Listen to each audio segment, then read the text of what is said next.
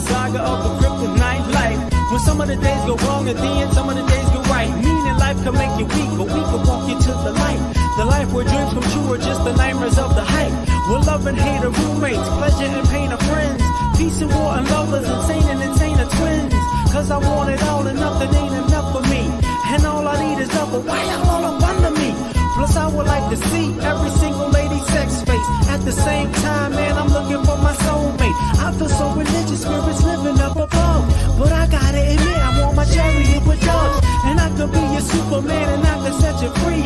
But honestly, I need the cash and I'm charging a fee. For my cigarettes and water, my fruit juice and my alcohol, my salads and my pork chop. I got high cholesterol. Lois said she loved me, then she hit me up for child support. Lex baby mama ain't gon' never take his ass to court. Got me in this nightclub, trying to get my mind right. When she bent over, I was looking at my whole life. So once upon a time on a planet called Earth, a man dug in his pockets just to see what he was worth.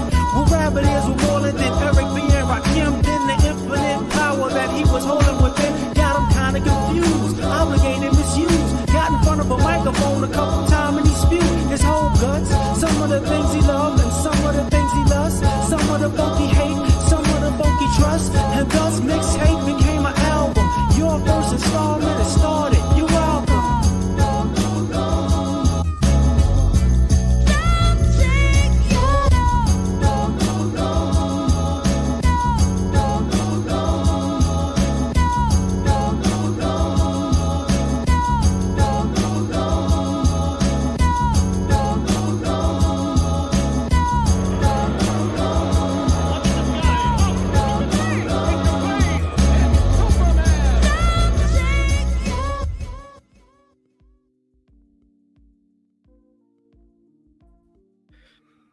Man, what's happening? I got the flu.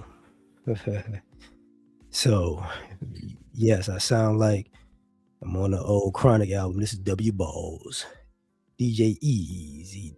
Now, anyway, I watched the Tyler Perry movie. Was it Joe's College Trip, right? And I'm not really. I kind of got away from Tyler Perry movies a long time ago. You know, it's something I like. It's something I didn't like. Let's just say that. But this one I really like. He did a great job. You know, and it makes a whole lot of sense when I get into it. But first and foremost, you know, happy, Black History Month. People get mad, FBA History Month, whatever you want to call it, right? Second, rest in peace to Jesse Jackson. Now, shout out. We got to talk about this because it's a movie review. And I'm going to get into a conversation after that. So basically, the movie is about 3 generations. You know how we on the internet talking about the boomers, really it skips Gen X, but we part of it. Boomers, Gen X, and millennials. And this will be zillennial? It was something like that. So basically, Tyler Perry was like, I'm traumatized by my parents, right? And so they were too much. So when I have kids, I'm going to take my kids out to the super suburbs and it's going to give them more culture. And now the kids, is about to go to college. His son don't even think he black. He's Carlton on steroids. And Tyler Perry's like, he's like, what did I do? And his parents looking at him like, what you know what you did? And he said, you raised, you ran from your parents so bad. He said, you raised Candace Owens. And that's what happened, right? So, so he gets his dad to take his son on a road trip because his son got accepted to college in California. And shit, it's spoiler alerts. I don't care. Y'all ain't watching no way. Pepperdine, right? And so they got the boy to go. And basically you got old school teaching a young kid about life. And it got weird because as I'm watching the movie, I see what he's doing. Like I saw what the movie was going early, but when he was taking his grandson on his road trip, he's taking him places, and the boy's like, I don't understand. It's why we here. He was acting like a brat, you know. He was one of them gluten free. I got nut allergies. I got asthma. I got where's my inhaler? He was just one of them kids, right? And his grandpa Joe was like, man, get your bitch ass out, get out the way and let's go. So, so he took him to places, and he threw his phone out, you know, and made him use a Polaroid. So they didn't went all kinds of stuff. Some of it, most of it was cool. Some of it he was wild. But during the whole process, this girl that wound up being his girlfriend at the end, who was a prostitute, ironic, hilarious, um, had to show him everything his grandfather showed him, every place he took him, because he was so, whitewashed. He was standing at historical black places and didn't know shit. And he's in the Polaroid, in at Lorraine's hotel. You know, he's at the creek that Emmett Till died. Just don't know. He's at monuments. Don't know. You know what I'm saying? He took him to the road where James Byrd uh, lost his life. He was oblivious because he was such a suburbanite type kid, right? And I realized, when I was watching it, I said, yeah, this is a dope movie because he was, the kid was like, it's the boomer's fault. Tyler Perry was like, he was a soft ass parent. He was a gentle parent who, basically raised his son to be a punk. And he was so ashamed of his parents in the way they parented him because they were quote unquote over the top. And he wanted an apology. Like, y'all were wild, you did this, you did that.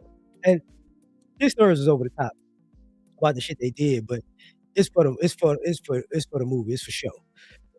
But his dad would go off. And his dad was like, listen, ain't you all right? You act like you died or something. Like, and I say that to say this.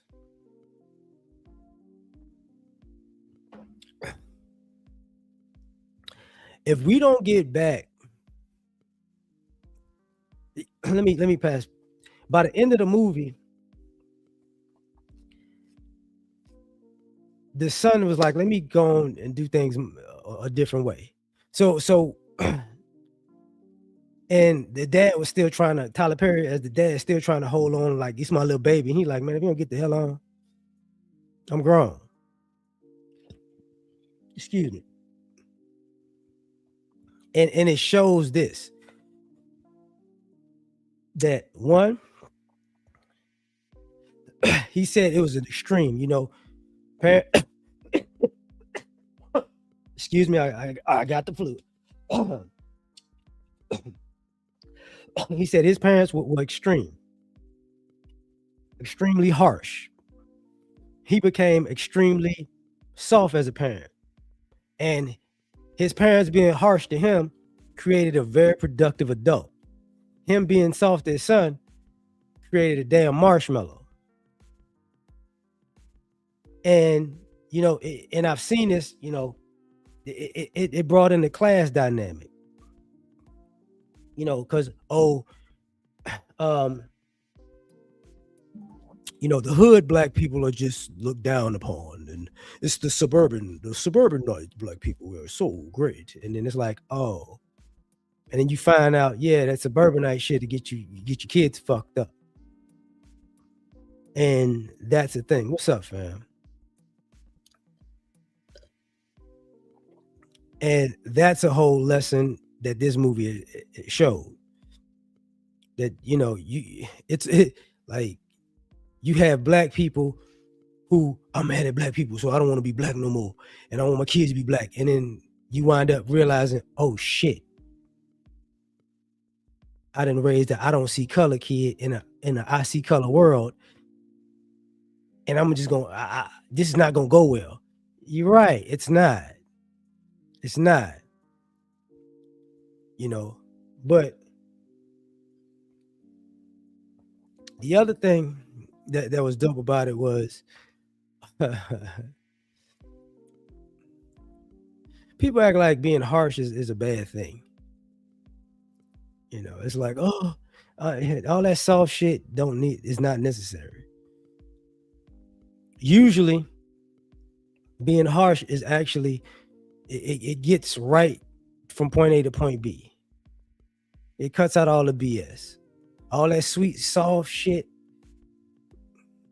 It just prolongs inevitable failure. You know what I'm saying? So that's a whole nother thing. Now, this is where I'm finna go with this now. Because we had these gender talks, because this is what it was. It was a gender talk, it was a generational talk, it was a class talk. That's what the movie was based around, right? Um so now I'm gonna get into to what I want to talk about because of this.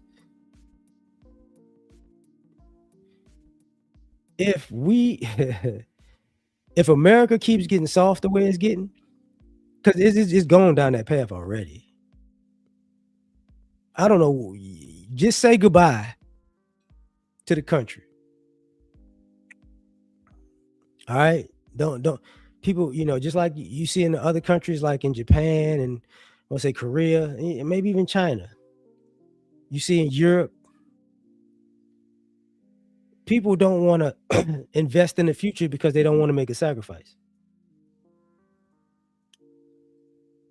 And the reason they don't want to invest in the future and they don't want to make a sacrifice is because they came into the world and their parents spoiled them. So since your parents spoiled you and your grandparents spoiled you, and the world got to be all perfect and sunshine and rainbows for you to get up off your ass and do something. And why would I bring a kid into this world? Why would I do? Why would I try to buy a home? It's all breaking up. I'm just gonna sit here and just relax and just kick my feet up and ask people for money. That's where we going. And y'all gonna, and the people that still doing that shit, y'all gonna get cut off too. But and I say that to say, because society didn't got so soft, that if you think society is going downhill and it's getting soft at the same time, and even I saw the video, I did a video about that with the guys sitting at the table, all the guys, the ones that went off on Clifton Powell, the down with the patriarchy type guys. These soft people is not gonna fix the world where it's going. I hate to tell y'all this, but I really don't hate to tell y'all this, but people see where this is headed. And why Tyler Perry's movie was dope was because you see and he played that look was great, because the look of a parent looking at their children and being like, I fucked them up and they not ready for the real world. This is not good. That's a normal thing going on in society. And I'm not saying that, people in the past didn't say, hey man, I might have messed up this kid. A lot of people messed up their kids back in the day, but they were prepared for the fucking world though. And this is where I get into this conversation with people about their dumbass trauma, because a lot of folks nowadays, you swear you got trauma, but you just bitching. It's just bitch trauma.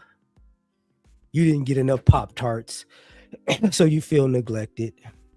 You know, they told you to go to sleep on your bedtime, and you wanted to watch TV, and they took your TV, so you felt something was wrong with the world, type shit. They took your video game system, and you fucking crashed out. That's their trauma. No, it's not trauma. It's fucking discipline. So many of y'all have been traumatized by life. By the time it's time for y'all to live life, y'all don't know what to do. And I got to get into it. Sick or not, this I guess I'm about to be in my Michael Jordan flu game shit. That's why a lot of y'all niggas always smoking dope. Cause y'all got anxiety from growing the fuck up. That's what that's about. Truth be told, that's why y'all potheads all. That's why y'all smoke weed all the fucking time. Because you niggas is traumatized about being an adult. So rather than handling your business, I gotta get high to pay the light bill. I gotta get high to go to work. Oh, I gotta get high to be grown. Get the fuck out of here. The stress of not being a child is killing me. Man, shut the fuck up. That's what this is. Because there comes a point where, in the near future, you're going to see, people were prepared for a fashion show. They weren't prepared for fucking life.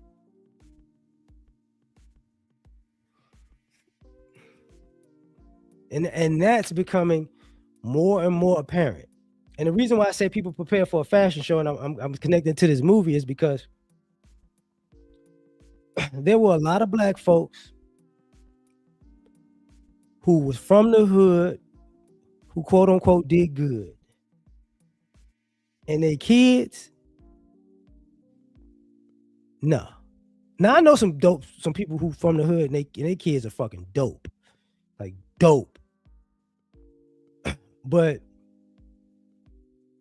that over complex of the suburbs is like, the suburbs is like fucking, what is that shit in what the fuck is that in Lord of the Rings, whatever the fuck. No, I ain't Lord of, it's, y'all act like the suburbs is fucking Asgard or some shit. If we go to the suburbs, everything would be perfect, and Odin will sleep, and money will fall from the sky, and the children will be superheroes. That's bullshit. Y'all take y'all kids to the suburbs and teach them how to be middle class, upper middle class, and upper class and lazy, and lie and say some shit like, "Oh, we're building something." No, you're not. You're building a fucking idiot. That's why people say, people tell you, I went to these schools. I know these people. I got these connections. Most of them connections don't mean shit. They gonna connect you to nothing. We have a network of people. You got a network of people who are not gonna look out for you. But you're from the burbs together. You went to the prestigious schools together. That's bullshit. It's bullshit. But hey, people like to play that game. Now, getting back, to the other part of this is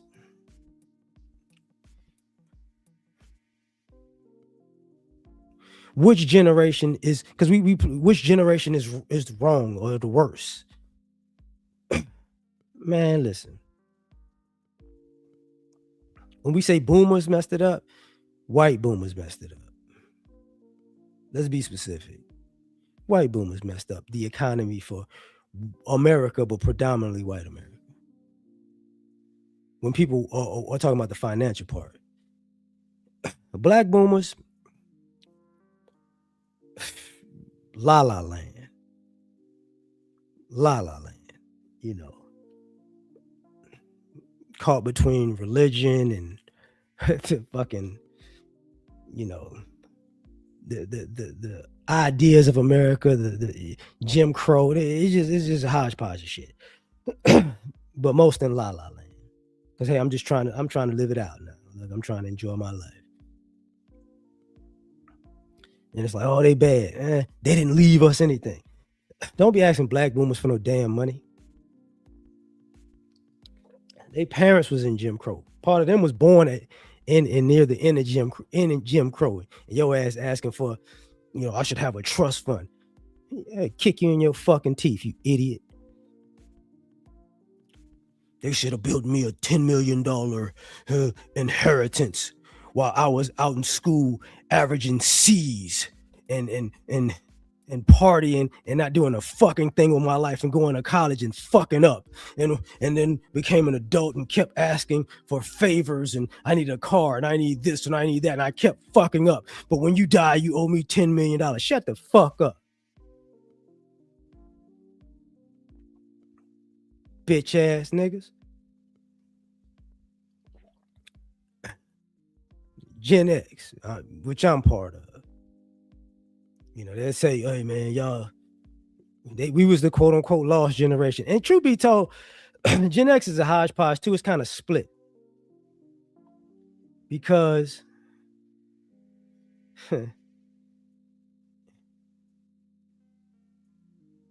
we don't know how to relate to none of y'all.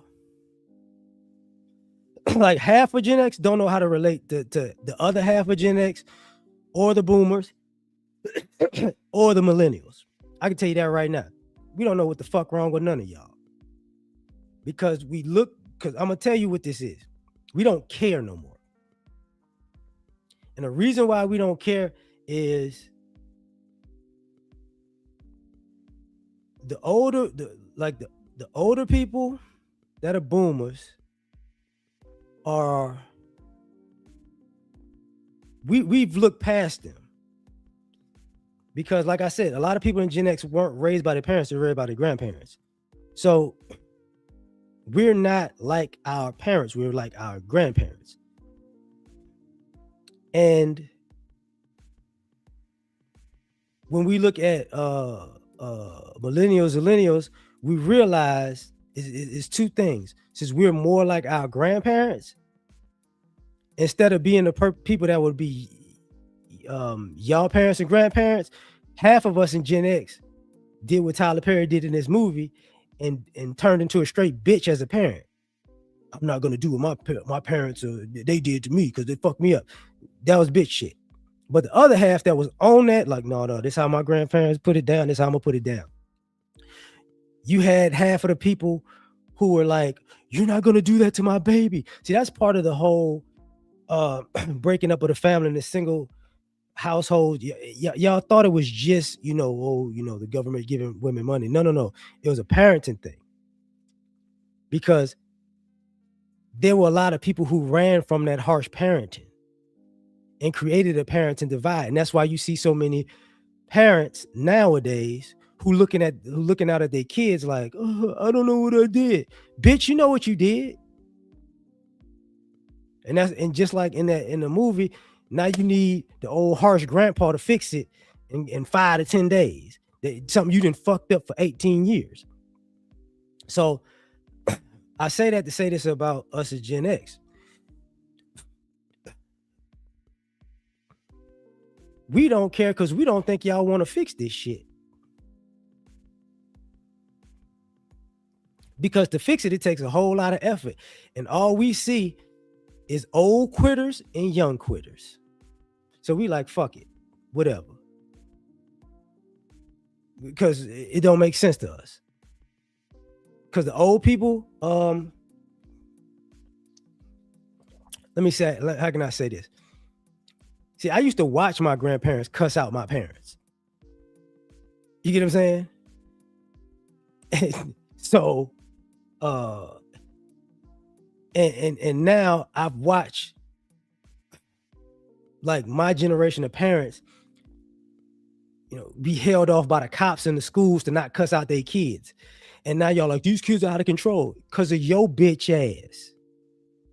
So now when it's time to fix everything, You got people who don't want to be talked to a certain way, don't want to be treated a certain way.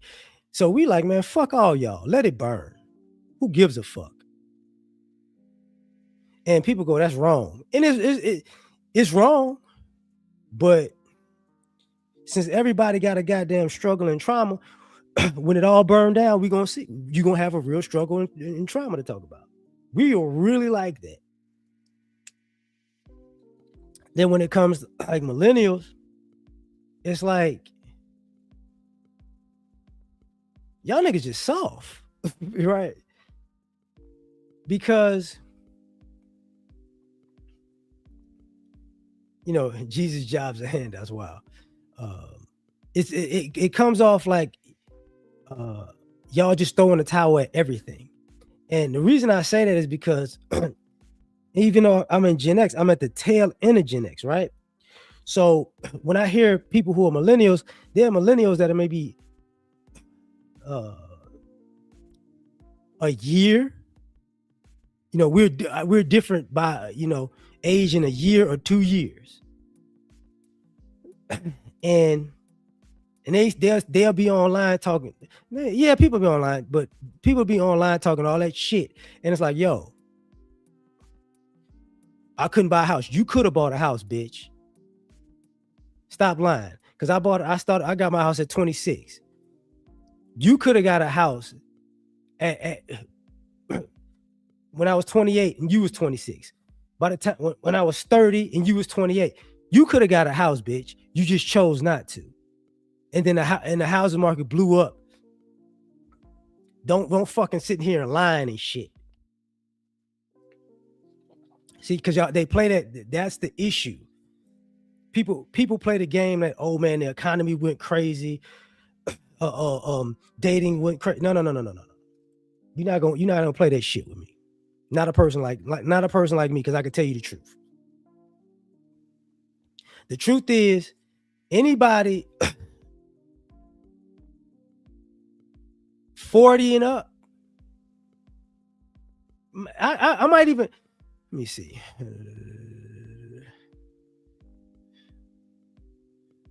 I might even say 37 and up. That's a millennial. You fucking lying. You were there when the clubs were still fun and people were still interacting, but it was going downhill. You were there when the houses were still affordable, and you can have a good entry level job. You were there. Y'all were out. You were still out here partying. You were still out here traveling. Y'all were still out here kicking it. But you know what happened? Y'all was your parents. Y'all were so dependent on your fucking parents half of the time that you were so comfortable you didn't take that step out. You didn't take that step out and go, let me go ahead and do something. Because truth be told, so I'm 46. I could go actually down to 36 because I know people who are 36.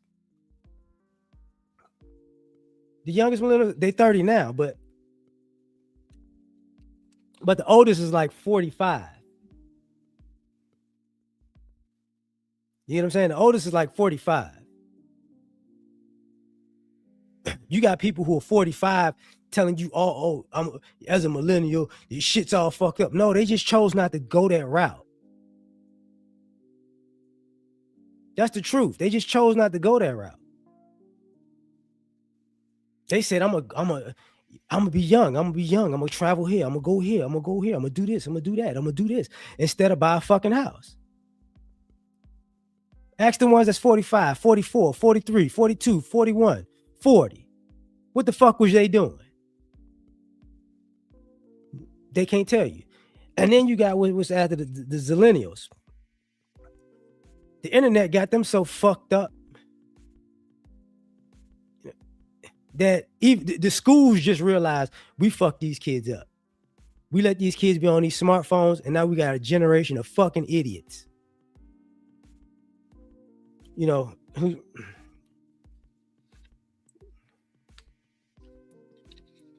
said we still talk about Trevor. You funny.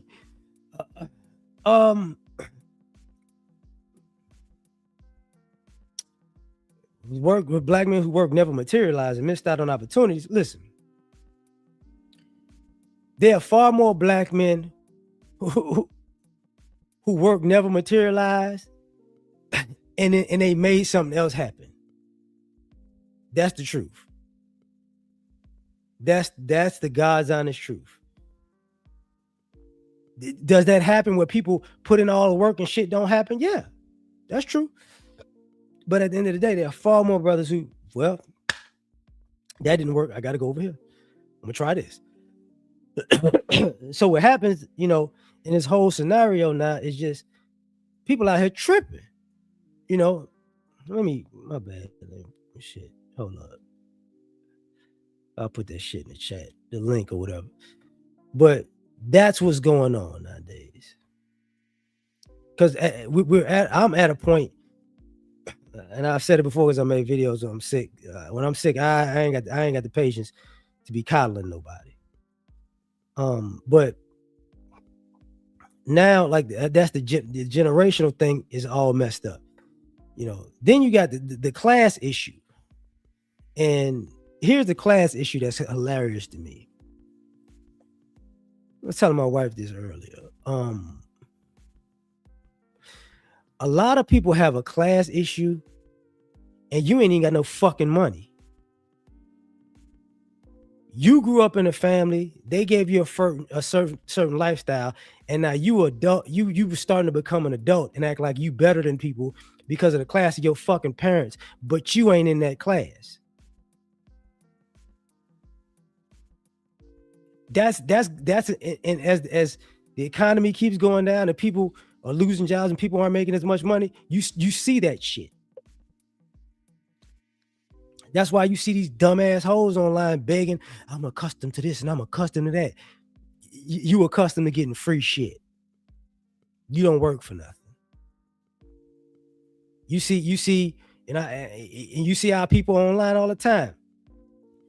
I got Balenciaga. Nigga, Balenciaga don't make you feel no fucking important. I got Louis V. Who gives a fuck? There's gonna come a point when people tell you, nigga, you spent $5,000 on a sweater. A fucking sweater. You spent $800 on a shirt. And a lot of times I gotta get this class issue comes from, insecure ass parents who was, I was in the hood and I couldn't be fly as a kid. So now I bought my children all the fly as gear. And now you gave a goddamn child a shopping habit because stuff make you feel important. And then they become an adult. And that's why you see all these young, kids who become adults are so fucking materialistic. Because my mama bought me these and my dad bought me these and da. Thomas, I got you, fam. Hold up. Put a hold on. You can hear me now? Yeah, can you hear me? Yeah. Okay, I just want to check my mic is clear first. What's good? Man, this feeling, man, I'm hearing what you're saying. And oh shoot, okay, so I think you were just mentioning about yeah, lost my train of thought, but you were just going on about the different generations, and I just feel like when it comes to like my generation specifically, because I consider myself a zillennial between the two generations. I just think with my generation, it's just I just feel like that we feel like we're right, and we're just more just we have that sense of arrogance just to say like anything you say is just wrong, and what we say like it's just law. What, okay, what do y'all think y'all right about? Shoot. I would say like when it comes to I would say the economy in general, like I say we like to blame the boomers, which I believe the boomers have a great portion into that. But I feel like we just constantly just make decisions. I would say like we don't put that much thought into it. Like when I say thought, okay, like for me, I would say like it would be okay. I would say a career in finance. I feel like we're pivoting to an angle where a lot of people want to just try, for example, try the streaming stuff, which it could be profitable, but I just feel like we're not really trying to really offer something that's really valuable. I just feel like people just see like, okay, people are offering membership, Patreon, and they just feel like they can really offer something without offering real value. Okay, okay, okay. From somebody from my perspective, what I see, I get what you're saying. We look at because it ain't just generation. Sometimes it's age groups. Okay, yeah, yeah. We look at y'all as, so let me get this right. Y'all y'all the children that received the most in our lifetime. Y'all the children that had the went to the quote unquote best schools. Y'all had the the better neighborhoods, the better opportunities. And it's like, oh, what happened was we spent too much money on y'all ass, and now y'all just materialistic and lazy. Okay, you can say that. Yeah, yeah, yeah. Well, you You can see what say I'm that saying? because, yeah, because I think that we just kind of just expect certain things to become easy. 'Cause I remember one time you mentioned like how parents could work 2 to 3 jobs to make it through, but I see kids these days feel like they should be owed the world and have some sort of lifestyle just with this one job making 40 hours a week. I just feel like they feel like certain purchases should just cut, like certain things in life should just kind of come easy. Like I say, okay, I'm working this job. I should be owed the work. I should have like a manager position within 2 to 3 years. When it just doesn't play out that way in real life. Mm. Let me say it this. Let me tell you this part. That existed when I was in college, but Okay. the response was a resounding, "Shut your dumb young ass up." How you gonna make more money than somebody who been here 10, 15, 20 years doing shit? You just showed up. You don't even know how to get in the fucking building. That's how the response would be. You get what I'm saying? Yeah. The only person who got $100,000 an year job out of college was Chelsea Clinton. You said with that last name, I'm kind of feeling like it wasn't really that earned. That was Bill Clinton's daughter. After Oh, he see, after he was after he ended his presidency. That's how that's the best you gonna get. and You get what I'm saying? I feel like we kind of mentioned these one offs. Like they said, well, Mark Burke did it, Bill Gates did it. I'm like, yeah, it's possible, but Who the did it? probability of it happening, like Zuckerberg, Clinton, or no, Mark Zuckerberg and like Bill Gates. They said what they like to mention them. I know millennials mention them too, but I feel like we like to point out these one case scenarios and say like, okay, this should be the norm. Which, like, yeah, but we're not really putting in that work to kind of get that same result. See, let me tell you what it's like. That's true. You know how when people used to go, Jay-Z didn't go to high school. He's a and he's a billionaire. You know what I'm talking about? Yeah, but they keep forgetting like that And didn't happen overnight. Like that took years and years and years. and people will go, and I'm 46 now. You don't realize we used to look at people because I used to rap and all that shit. We used to look at Mm. people and go, "Hey, dog, you're a fucking idiot. So you're not. What you gonna do is you're gonna drop out of school and sell drugs, and now you're going triple platinum. That's your plan." And there was a lot of stupid motherfuckers who did that. Mm. You get what I'm Yeah, saying? I know some. Yeah, So, but the reality is, and because when you bring up like Bill Gates came from a wealthy family. So did shoot Zuckerberg. that. Yeah.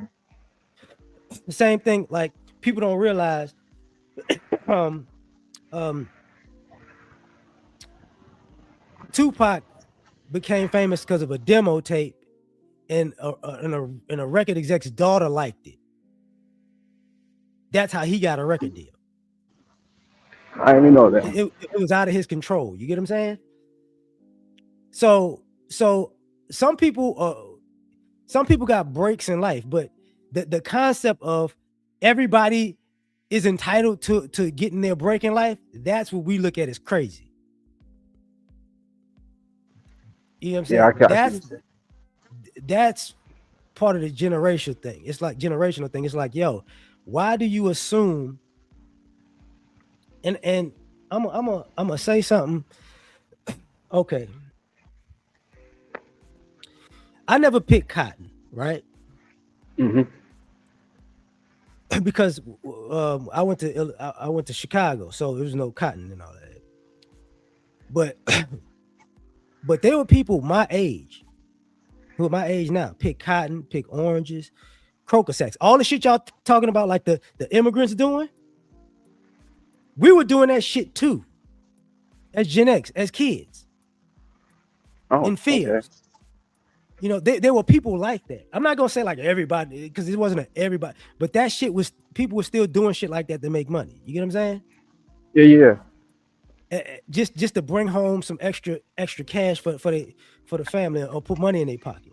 So what happens is when we look like generation to generation, um, we're looking at like, yo, y'all don't really work.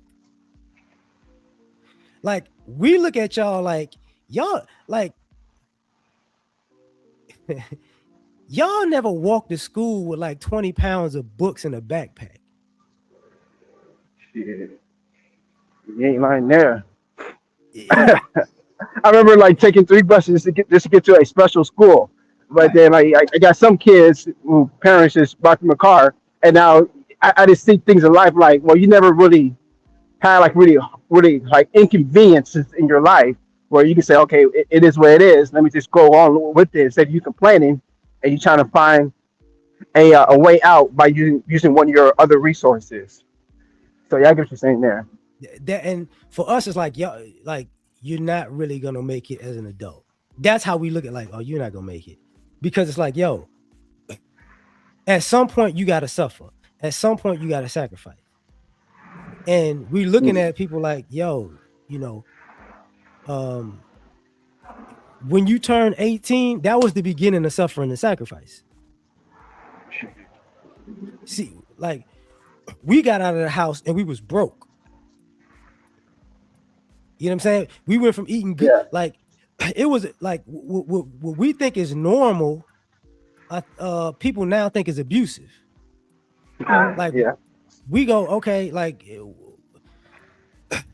I my, you know, how can I say this? We had good home cooked meals, and we was like, yeah, cool. And we went to college, broke food, yeah. sandwiches, twin size beds. You get what I'm saying? Exactly. Yeah. So just we went from being all right to bumming it up to slowly trying to, building a life. And it's like that's the normal thing. And it's like now it's like, oh, people go, oh, you know, I hate to do that, but because what I'm saying is an definite exaggeration. But you kids now, you're growing up in Bel Air, like I should own a mansion when I graduate high school. I should have the new Hellcat. Yeah, I get what you're saying It's because like no, I remember as a youngin, like my mom would cook chicken, and I would say, no, I don't want that chicken. So I was starved. I didn't have the option to say, I'm just going to Uber Eats. I'm going to play this game and win some cash, and then they would order me some takeout. I didn't have that option, so it was just like I eat what was served to me, or I would just starve. Like right. I would just say, like there isn't that much. I would say I don't want to wish suffer upon people, but it's just like the little inconvenience in their life, and then they're ready to have a panic attack. And I'm just like, that's not a real issue. You're gonna survive. You're gonna be just fine. But then you want to post online about how hard it is, how the abusive your parents could be. I'm like, no, that's not really abusive. I see that as they're just showing you like, well, if you don't want to take my food that I paid for, then don't eat at all. But then they can say, you know what, I'm just gonna call my friend, or I have this guy who likes me, and he'll send me cash or send me food. And I just think like it's just certain things that I see what it can be with any generation, but I see what my demographic of people that I'm around. It's just that they're not willing to suffer or they're not willing to handle inconveniences in their life. If it's inconvenience, that then they're gonna put a burden on somebody else to fit that need. and that's like, okay, that's what I talk about the parenting thing. Don't get it twisted. Part of that is a huge part of that is a parenting issue. Mm. You know, Yeah, I agree parents, with. Yeah. we created kids entitlement, and that entitlement manifested into all of this selfishness. So that's Mm. what, to me, I don't like when people say, hey man, like we're not having kids because of the economy. It's like, no, nigga, y'all not having kids because y'all selfish. Yeah, I saw that. I'm like, Don't yeah. don't lie to me. What up, game changer? Like, don't lie and tell me, oh, don't tell me life is too hard or the economy too, because I like people like me can't, it doesn't resonate with us because y'all lives have been on easy mode. Y'all Mm. don't actually know hard. And you don't, what I'm saying? And I'm saying you don't have to be a parent to, to know how hard life can be. That's not what I'm saying in that sense. But what I am saying is, like, parenting wise, a lot of, my bad. Go ahead. Well, I'm just thinking like, if somebody work overtime, like just work like 50 hours a week, they don't want to have like all that income go towards their kid. They want to kind of splurge on themselves and say, you know what, I earned it, I earned this, let me go splurge on myself. When you have responsibilities and goes to a kid, they don't want to do that. They just want to say, no, I want to splurge on myself. I want to go travel or I want to go out to drink. They just, it's just like there's a lack of like wanting to sacrifice with that. Like even with myself, but I told myself, like when I have kids, I'm like, my life is over because it goes down to the kids. But until then, I'm not just like this effing around. I'm trying to do something. But these people, like, I don't see these people, but I think when people are just put into a situation, um, they kind of accept how it is, but they still have that selfish intent within them, and then that kind of trickles down to the kids' behavior. Because I see how parents raise their kids, and I gotta tell them like the parents like, no, your kids are bad, and the kids hit me because I know the kid understands. I'm like, no, your kid is bad. He need his ass whooped. And I actually had an incident where I told somebody, no, that kid is bad. You're not disciplining him. And I told him, once he turned 18, we gonna fight. And ever since then, that kid, at least in front of me, knows how to behave because these kids know. It's just that they know who to act right in front of them, but it's sad that it kind of trickles down. Like you have the parents' bad behavior, and then it trickles down to the kid. But at the end of the day, that kid knows like what he or she is doing is wrong. Yeah, you know what? I realized I was raised in a time, and I'm part of a generation that we were taught you can do this and that and that and that. It was no, I just got to do this. You get what I'm saying? Mm. So we really don't have the concept of, okay, like when you're talking about streaming, it's like, you know what? I'm gonna just stream. We don't believe that. We go, listen, I'm gonna work. I do the streaming shit later. I take, I gotta do the parent shit. I could do all of this. You just designate it with time. Yeah, exactly. So Yeah. we don't look at it that way. Like we look at it like that. So when people go, I just do this, we look at you like you retarded. Because like, fuck you mean? Like, because it's not like if you say, okay, man, I make enough money, that's all I got to do. We absolutely get it. But when people go, yo, what did you like? You mean to tell me you do this and that's it? And it doesn't take care of you? You out of your mind. Yeah. Like you put all your eggs in one basket, and um, you know what I mean. Like, because I was told you have the most energy while you're young, and once you get older, it dwindles down because of age. I understand that. So I'm like, Mm, why are you only? Because people say like the streaming they're and lying. editing. Yeah, yeah, exactly. Because I do this stuff too, and like, yeah, like, because for me, like, I'm working a minimum 60 hours a week, and right now I'm in the peak season of like taxing, so I don't have that much time. But I'm like, no, you guys are lying because I'm seeing your editing work. I'm seeing what you guys do. until I actually done it myself, I'm like, yeah, you guys are lying. And they love saying like, yeah, I'm working hard. I'm putting all this work and hours. I'm putting out. I'm like, no, you're not. I see the work you've done. It's sloppy. You can't even fix your mic. Like, what's up with this? Like, Because you don't. it's just, Let me say this. Okay, like using the social media thing, right? If you really want to be successful in social media, you know what to do. mm, Truth be told, because all you have to do is appeal to an audience's dog whistle. mm, You know what I'm saying? yeah, and if I want to appeal to white people, hi, black people are losing their minds. That's all you got to do.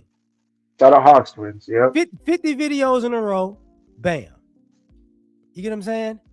Hmm. If you wanna stream with and you're young, just walk around doing dumb shit on camera.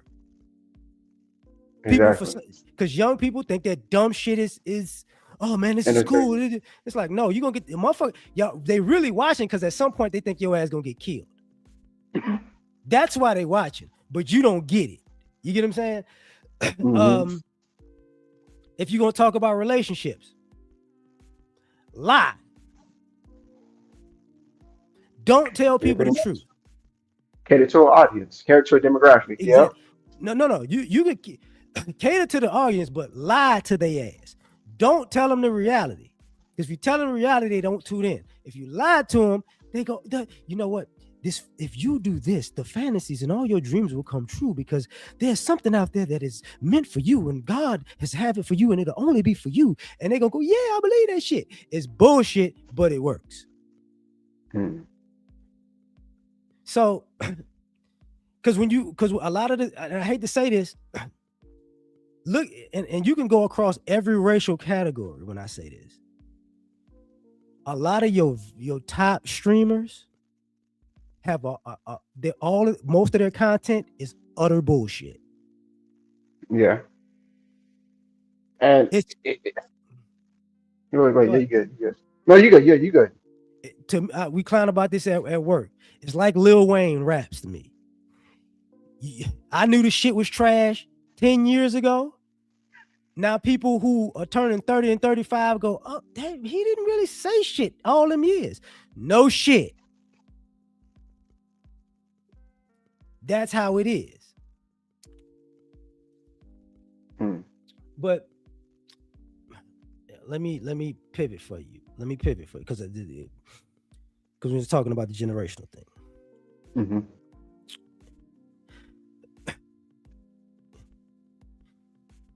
If you younger adults don't grow up fast,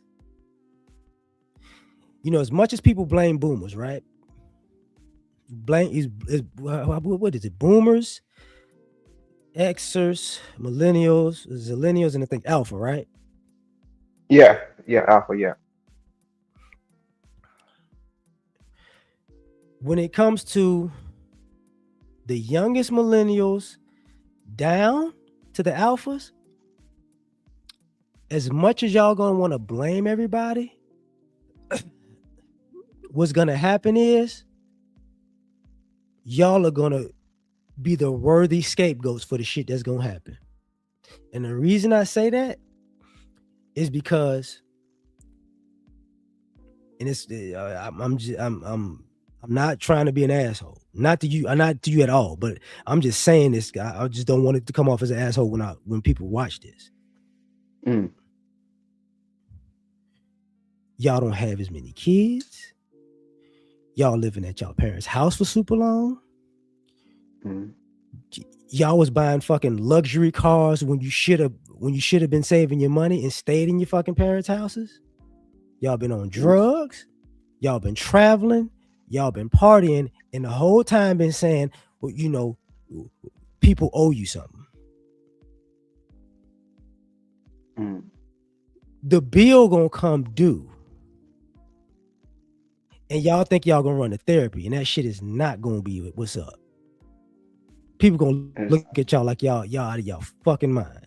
Hold up, game changing the thing. So let me just add him real quick. Mm-hmm. Okay.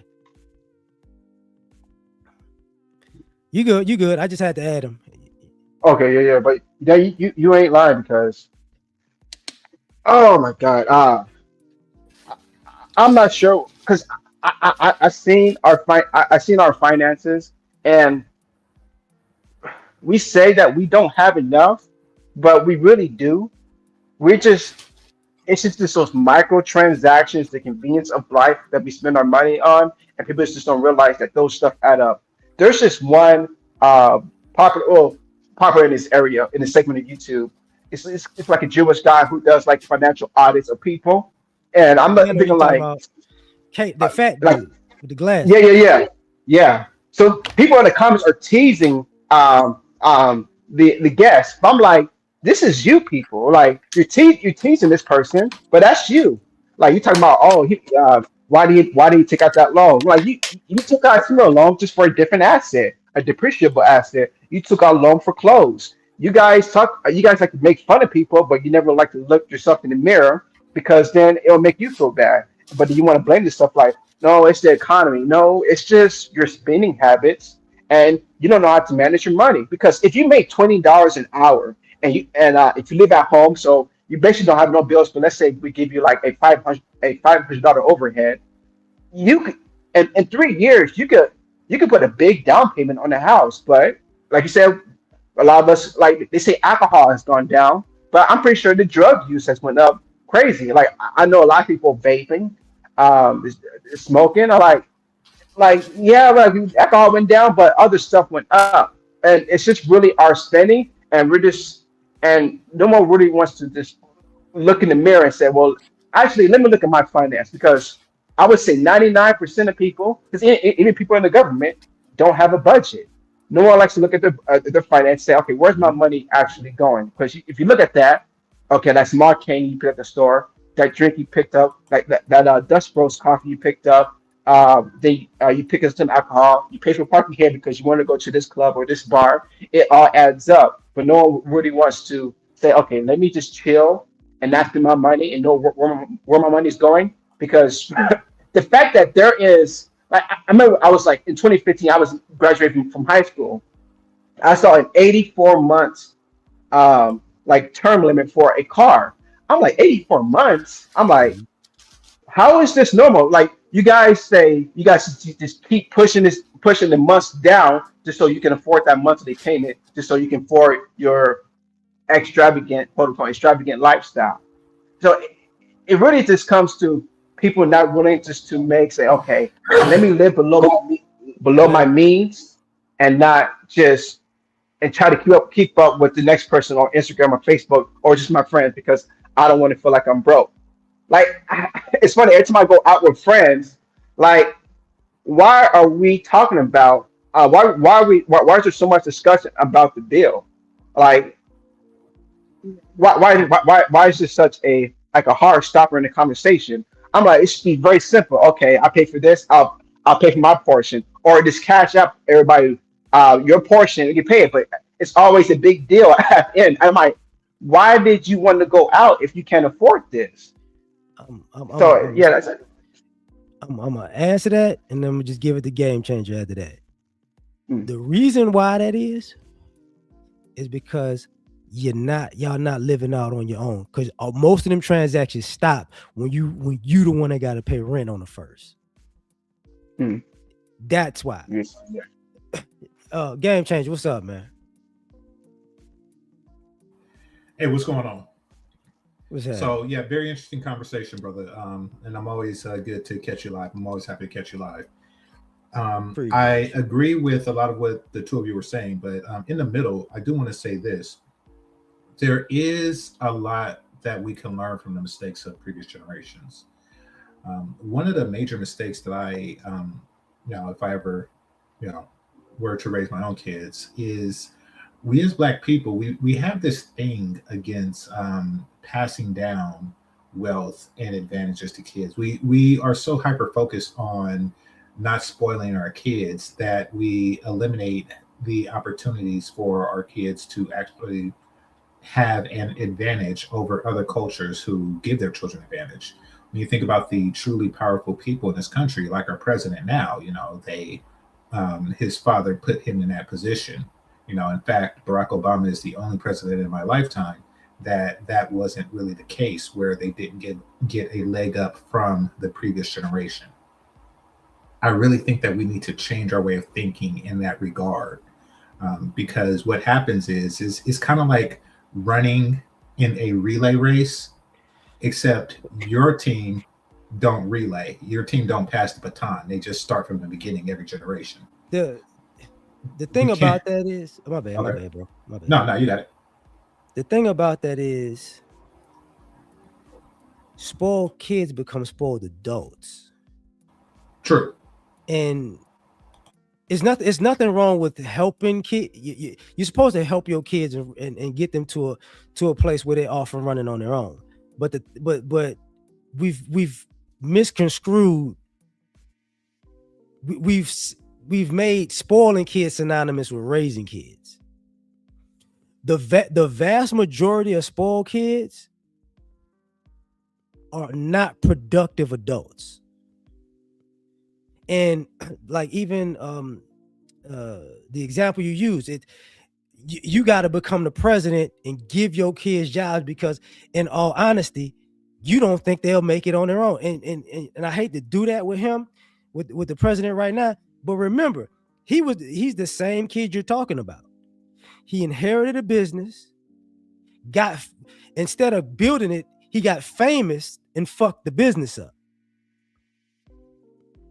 And now he became like, he failed his way up, but that shit,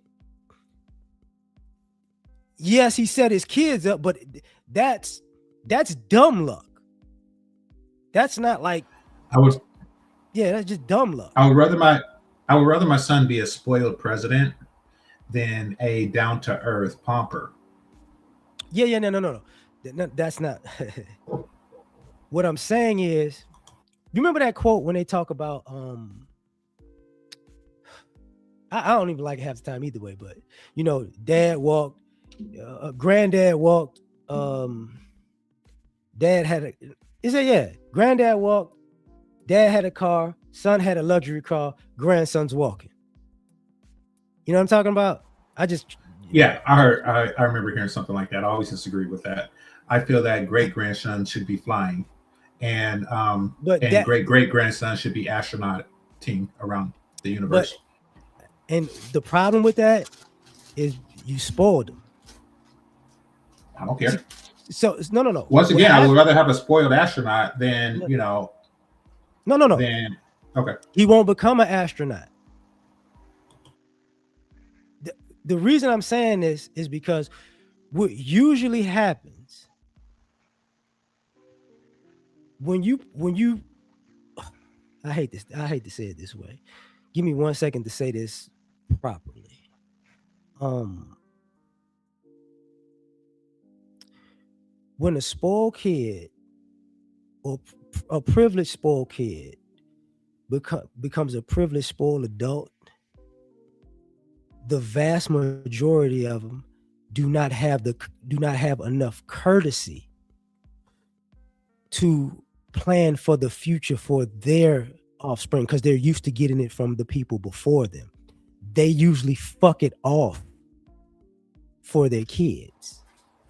When I hear about like these people, these Heinz ketchup heirs and heiress, and all that goes back since the founding of America, I don't really see it happening in that way. I mean, like the staple of European society is just your father's a king, you're a prince, then you become king, and your son, and that happens for as many generations as possible. Some No, even existing today, just in a ceremonial sense.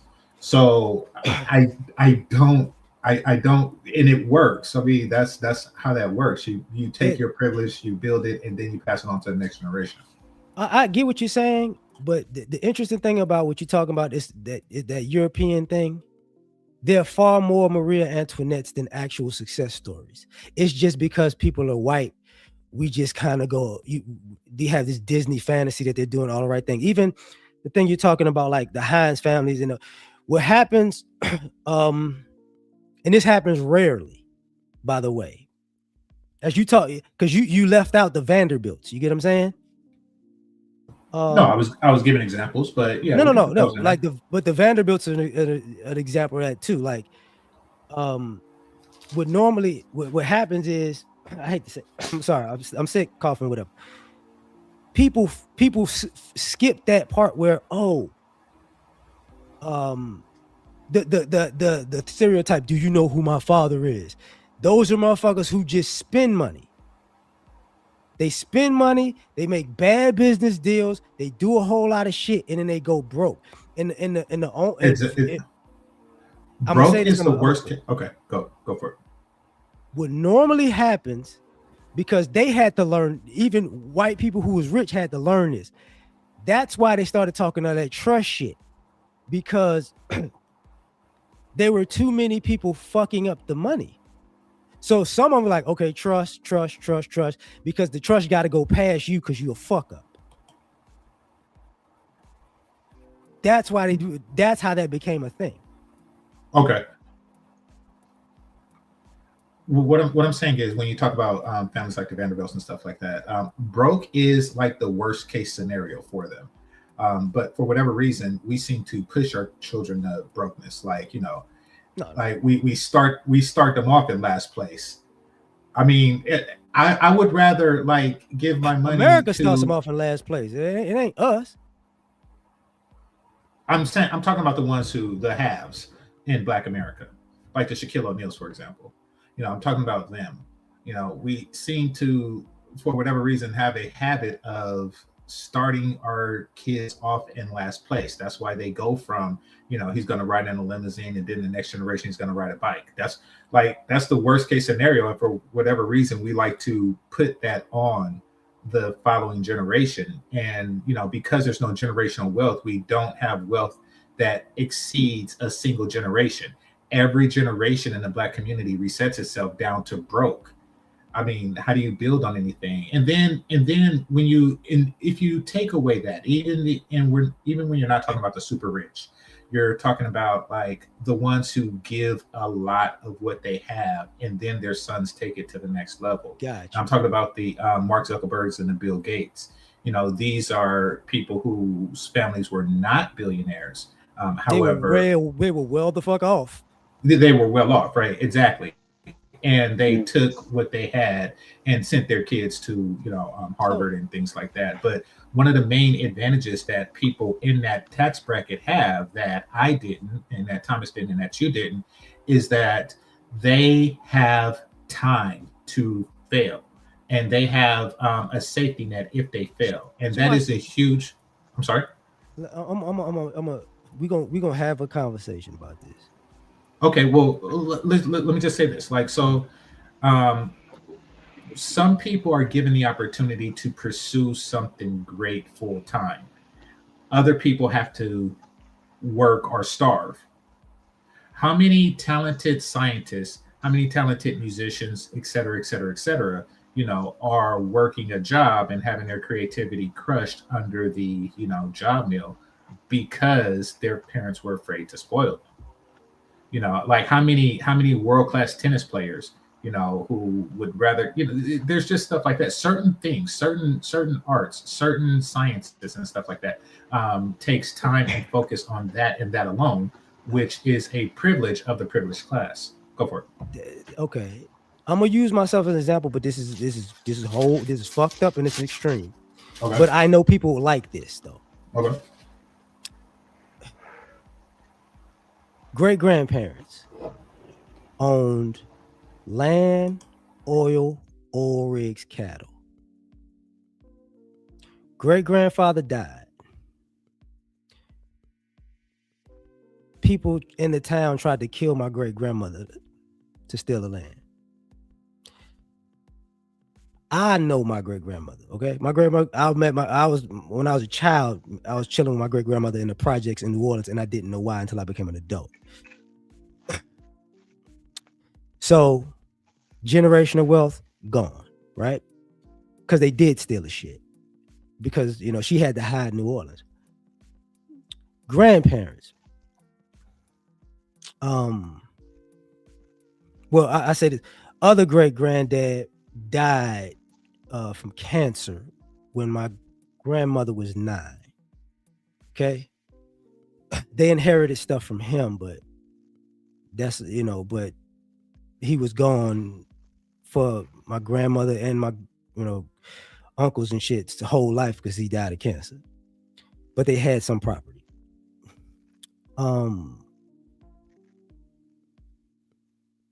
Other grandfather, how can I say this? War vet, bought property, but it was still Jim Crow tech, Jim Crow rules and Jim Crow rules. Bought a home, but because he was black, he couldn't buy the home just because he was black, and even though he was a vet. So he had to pay like a white guy. And of course, when he paid off the house, the white guy stole the house. So parents generation, that's where they start from. You get what I'm saying? And because I'm from the South, this is not a story that's an anomaly. It's pretty much a norm, because I had, had a uncle when I lived in Chicago. When we moved to Chicago, he was there because Jim Crow, some white dude tried to fuck with him. He beat his ass there, and he had to leave town before they lynched him. That's how, I have family in different cities because of shit like that. He wasn't the only one. So a lot of times when it comes to the generational wealth part, we got to actually start where it actually starts. And it doesn't necessarily start in, the 40s, 50s, and 60s. The shit probably starting like 86. So it's not as people are looking for we need to be like the Rockefellers, nigga. It's not, no shit. People just start like if you Thomas, I don't know if you saw this, but there's a Netflix thing, because I was talking about a Tyler Perry movie. There's a Netflix special on Eddie Murphy. If you watch that Netflix special on Eddie Murphy, he talks about how Eddie Murphy was actually the first black star, box office star in American history. Yeah, I believe it. Yeah, just based on his impression in SNL, what I hear regarding his presence there, like he was like one of the, you can say, first of his kind to do what he do. But I don't think there were like any popular black comedians in SNL. I think Kenan Thompson. Yes, no, there were. It that was America. The movies he got famous in, they were throwaway movies. Other people were supposed to star in them and they didn't want to. It wasn't on purpose. It happened by accident. That like when it comes to the boom of quote unquote just black America, that's why it was only really the 80s that you started really seeing black people make money. It was the 80s. So what I'm saying is, if you're a black person who made your money in the 80s, and you want the next generation to make their monies in the 2000s, and then the following generation in the 2020s, you should pass something down in order to ensure that to happen. I understand that we have a history, a very tragic history and tumultuous history that's different than any other. However, we can still build each generation to be greater than the other. That's what I'm saying. I'm not saying that it's going to be 100% successful. I'm not saying that you won't have a bunch of Neros and what did you say? What's the French woman name? Marie Antoinette. I'm not saying that that doesn't happen, or nor Henry VIII or anything like that. I'm not saying that doesn't happen. But I'm just saying that it doesn't help to start your family tree at 0 each generation. But here, okay, I agree with that. But at the same time, it's crazy because and I told Thomas this earlier. Most of you folks nowadays not having kids. I have a fundamental belief at this point in life that the generational wealth you're talking about is just an excuse people use to not actually create generations. Oh no. The reason that we're not having kids is because black women turned out to be fat, ugly, and obnoxious. Doesn't But that don't matter? that does matter. If you don't want No, to have no, no, children no, with a woman who's fat, ugly, and obnoxious, it does yeah, matter. no, no. But here's the point: Okay. people aren't dating. They're not having kids. They're not Because even. they're fat, ugly, and Yeah, obnoxious. but you could find somebody else. Yeah, I know. But like if only 10% are not fat, ugly, and obnoxious, then what happens is only 10% will actually date and breed. So that's a whole separate reason. But the reason the reason to me becomes conflated because what's really like what it looks like now is um the same way. Let me say, I'm exaggerating when I say this, to game changer. The same Okay. way part of the generational wealth conversation, I could take it as, oh, y'all got money and y'all fucking it up and y'all not passing it down. Y'all just not gonna do it, you know. And I look at the same thing about I look at that in the same way about creating the next generations to actually pass down generational wealth. It's just we're just gonna create a whole bunch of uh, uh um not even obstacles, just a whole bunch of excuses to say, oh, if it ain't perfect, nothing's ever gonna happen. Hmm. And it's like, well, it is like at this point, um, It's self-fulfilling prophecy. no, it's just it's a lot of quiet quitting from life without just saying the thing. That's what it comes off to me as.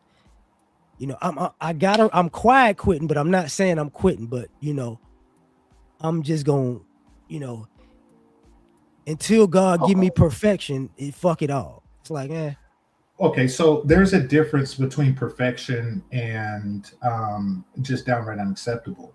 So, like, I get what you're saying. Like, say if I'm only going to accept A students and they had to have 100% on the test, would be right. a person who's requiring perfection and turning down anyone who has 99%.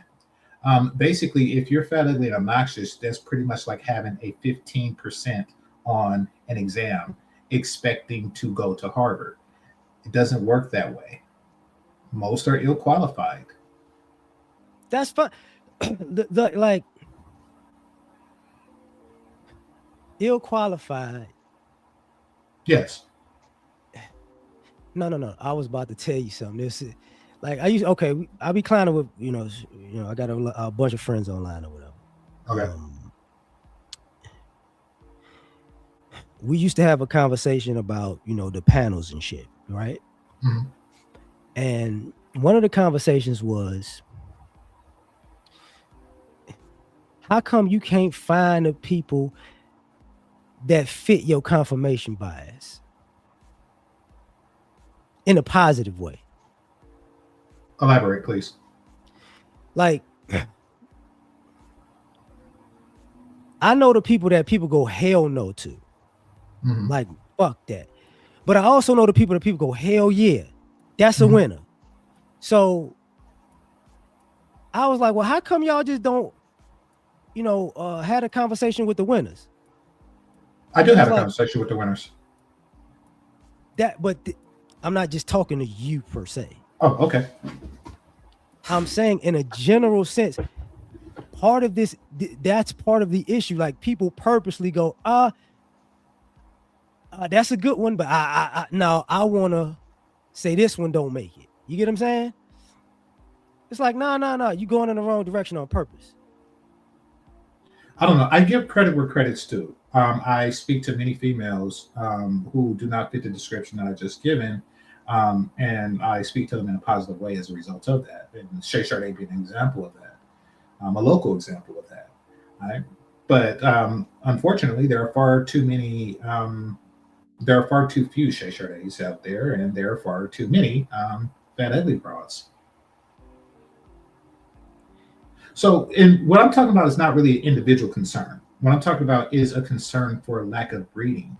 People do not want to, men do not want to plant their seed in poor soil, and that is unfortunately what we have now. There's a number of things that led to that in the Black community. However, that being the state, men are going to be reluctant to breed. I, it, I hear you. Yeah. what you say, Yeah. Thomas?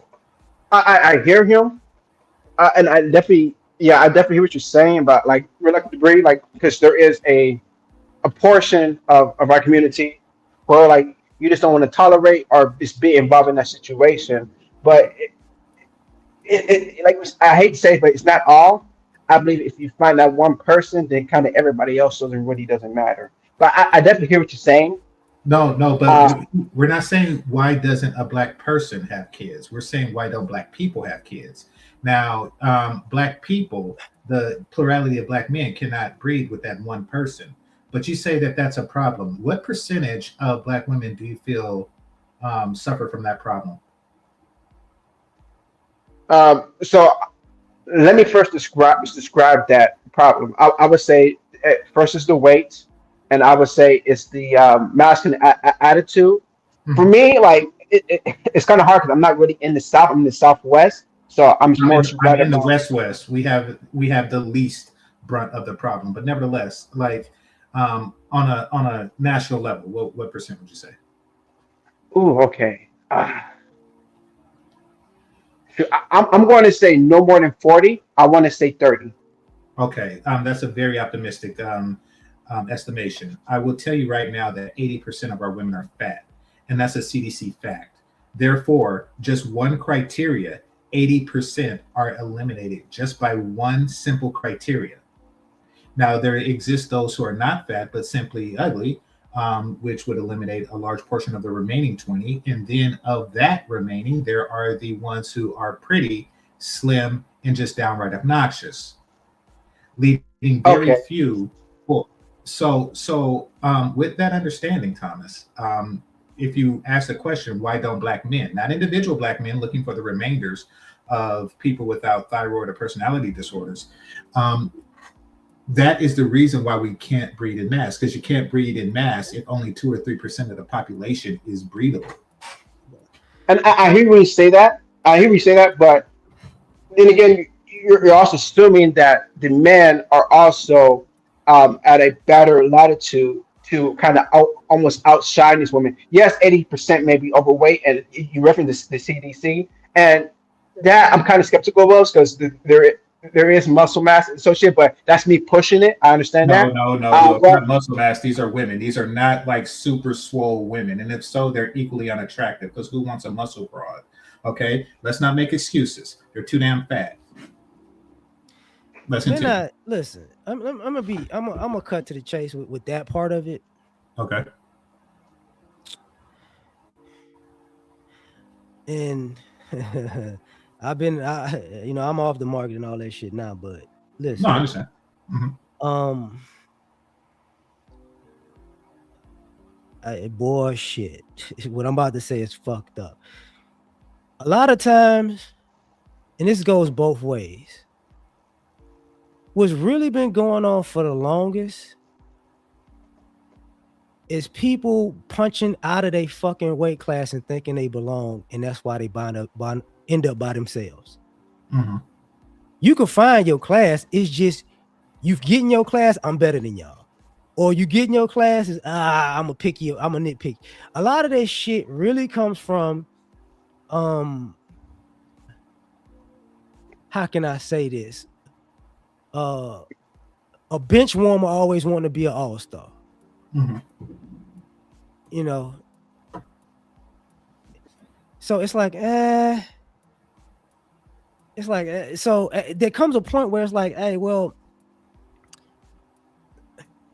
I'm finna say some shit like I told my wife earlier about something.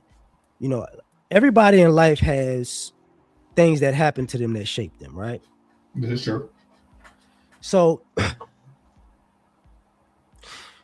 one of my childhood things that happened to me, I basically got my throat cut, died, and had an out of body experience. Okay. So I know that you could waste your whole lifetime on some trivial shit and then wake up dead and go, damn, I fucked that up. That's what's going on as far as the dating market. And I'm saying in all different, that goes for like all different aspects. Yes, you got fat motherfuckers thinking, yeah, I'm the God's gift to the world. You stupid. You got ugly motherfuckers thinking, I'm a catch. You stupid. You got broke motherfuckers thinking you need to be rich to talk to them. You got rich motherfuckers who want to buy people and then get mad that people say no. Mhm. You got a bunch of people doing fuck shit and mad that people like it's fuck shit and don't want to be with the same people that's on fuck shit with them. This is how this shit winds up happening. There comes a point where can you even accept reality? And most people are not there yet. I don't. When I talked about the relationship part, the kids part earlier, and just the generational thing, I'm saying it was rooted in selfishness. A lot of this shit, even with all of the relationship shit with men and women, is rooted in selfishness. Mhm. And at some point, the selfishness gonna collapse on its own. That's why you see people like, if you want to be in a relationship, cool. If you don't, cool. But stop being half in and half out though. Describe half in and half out. Does that mean that you put it on, like 50% in? Like, what does that mean? Okay. I want to be in a relationship, but I want to do what the fuck I want to do. Mm. I want somebody fine, but I want to be unfine. Mm. I want somebody good, but they got to accept me being bullshit sometimes. You get it? That's half in, half out.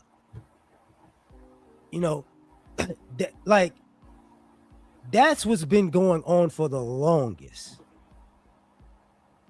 It's that type of shit where just say, like, if you say, look, I want to just be out in the streets, meeting, greeting, whatever. Cool. Mm-hmm. Say that shit. Do that shit. Don't go, I want to be a hoe, but I'm looking for love. That's half in, half out. I'm looking for. Well, I mean, my bad. No worries. I mean, if you're referring to compromise, I think that over the years, Black men have made significant compromises, and we've lowered our standards to the point of oblivion at this point, to where it's just downright nasty when you see a lot of the mismatched relationships. So I think that once we have made a precedent in the culture that we will lower their standards, every time they degrade their value, then they see no penalty for degrading their value. And once again, I'm just giving an explanation as to why the birth rate is low. The birth rate is low because the quality of women have greatly diminished. I'm one of those people that go, yeah, that's true. Yeah, it is true. But the older I get, as a grown man, there's a lot of fuck niggas hiding like they are really men. No, they're not. And yes, they are. Well, fuck niggas make it a point to mention that they fuck niggas. They even have gold grills that spell out fuck niggas. No. Fuck niggas have become like I hate to do this, like the gay dudes who have beards now and try to act like they men. It's got that bad. Okay, I'm be clear. Fuck niggas advertise their fuck niggity. Okay, no, they have gold grills that says fuck nigga on it. Them days. No, it's not. What are you talking about? You could go to a liquor store and see fuck niggas there, and they're not hiding. It's not like they're dressed up like Carlton Banks pretending not to be a fuck nigga. And then, once they get a woman pregnant, they pull out a 40 and a blunt and say, "Gotcha, bitch." They don't do that. They make it very clear. No. You're stereotyping this right now. No, right. No, I'm not. I'm saying fuck nigga stereotypers. So they don't hide. No. Yes, they hide. Okay, so you're telling me that they exist, fuck niggas. Okay, let's just take somebody like Future, right? Future has what, a dozen kids or something like that. What did he hide the first 11 before he got Sierra pregnant? No, he made it clear that he is a fuck nigga, and then he became a nigga that she fucked. They're not hiding, L.A.R. They're not. I'm gonna use an example. I'm Okay, gonna use a couple online examples since we're doing this. sure. And I like these people actually. Cam Newton, Okay, highly fuck nigga shit. really? Highly. Oh, I don't think he knows because I'm a fuck nigga too. If that's the case, I love doing weird crap to white women. Cam Newton, okay, whatever. That makes you a fuck nigga? I've been that way my entire life. I like the way the ass turn red when I smack it. Like, I mean, this is bad. I thought fuck nigga was something different. What do you mean a fuck? A fuck nigga is somebody who says one thing and does another. That's what a fuck nigga is. He says one thing, he does another. Well, he never said he not don't. Stand up. Oh, no. He never said he don't do freaky crap with white women. Well, what do you mean? I ain't talking about freaky. I'm talking about I'm gonna do some bullshit. Then I'm gonna go. It's not. See, it's not really like that. Yes, it's bullshit, but when I do it, it's not really bullshit. That's do as I say, not as I do. Huh? Do as I say, not as I do. Yeah, like he's trying to preach to us about like what we should be doing, but he's not even doing what he practiced. Right. So I could be a liar, but you can't be a liar. I could be a hoe, but you can't be a hoe. I could be. I could. You know what I'm saying? I could. What do you call it? I cannot stand on my word.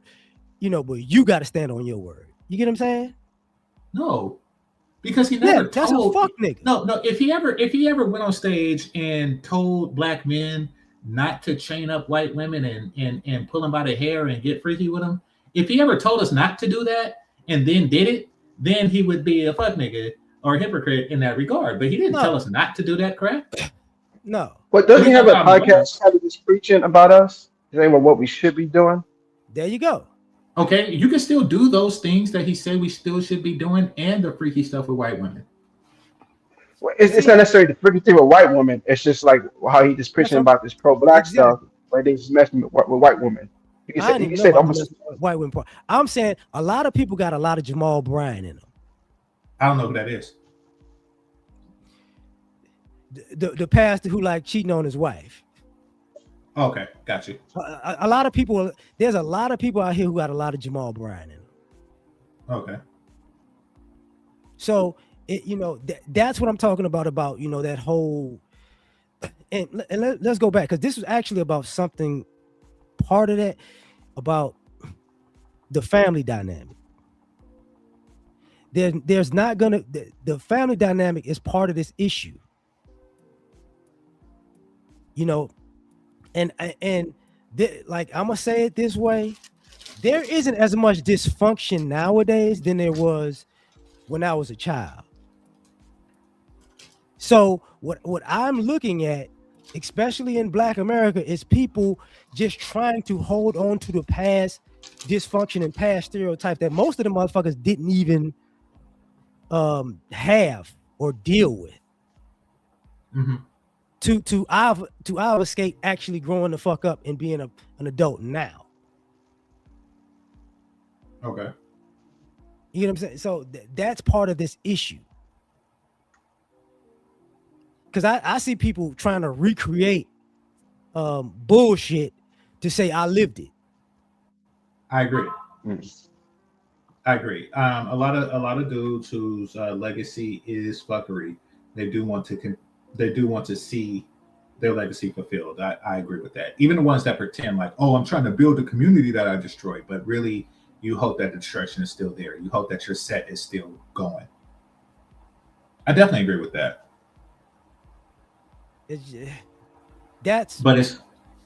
Go for it. Okay, my bad. Go ahead. Y'all got it. No, I'm just saying it's not, your set has been gentrified or Mexicanized, and you're just out there standing on the block drinking like you're king of the hill.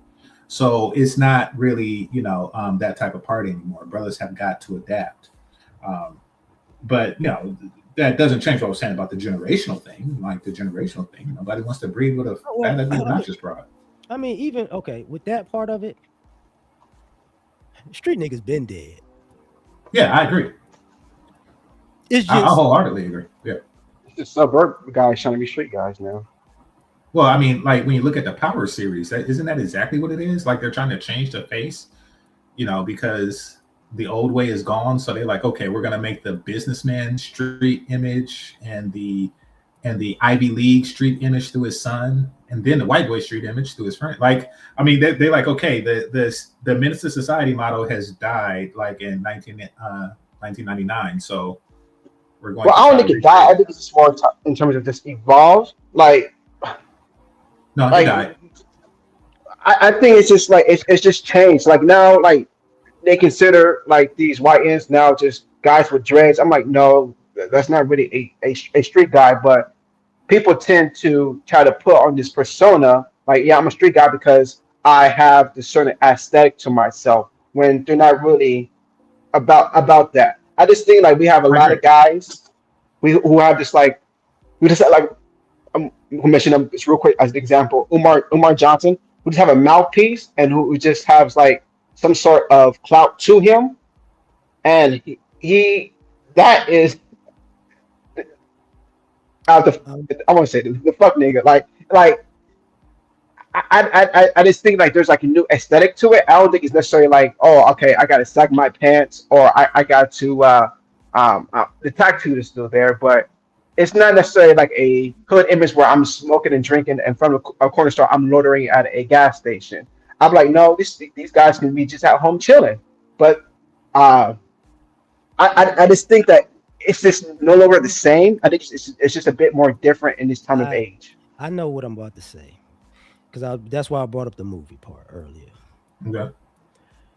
We're living in an era where the vast majority of black people don't know how to be black. So they're fucking being black in blackface. And because they have no fucking identity in themselves. Hmm. And being black wasn't a monolithic thing. It was a certain thing. But you are who you were. It had a wide spectrum. You could be artistic, you could be scientific, you could be mathematical, you can be mechanical, you can be that all that was in black. You get what I'm saying? But what wound up Hmm. happening was people played this, and that's why I use the movie as an example. We got to get around the nice white folks and think like the white folks. And now motherfuckers think being black is growing out hairstyles and wearing certain clothes. Mm. Well, I mean, I think that we as Black people can learn some things from all cultures, just as they learn things from ours.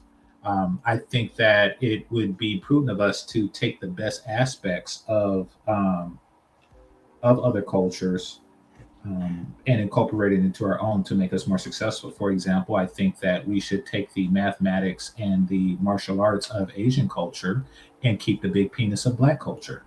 That Didn't would we do make that us super already? people. No, we didn't. Yes, we Not did. we did Yes, not the invent. fuck we We did. do no. What are That you was in talking the about? 80s too. No, no, no. We did. No, I'm not talking about Bruce Leroy. I'm talking I'm about not. I'm talking about the mathematics too. no. I was there. I had a STEM degree. We are not highly represented in the Whoa. field. What Go was for it. I forgot his damn name just now because he was part of the dude that did the cloud server. The black dude. He's a billionaire now. No, no, I get that we have outlier exceptions. No. We have the He Robert wasn't the only Smiths, outlier exception. we have the Robert Smiths, we have the Ben Carsons, et cetera, et cetera, et cetera. However, I want those They people. weren't the only No, ones. no, they're not. They're not. I want those people to not be a cultural exception. I want those to be the cultural norms.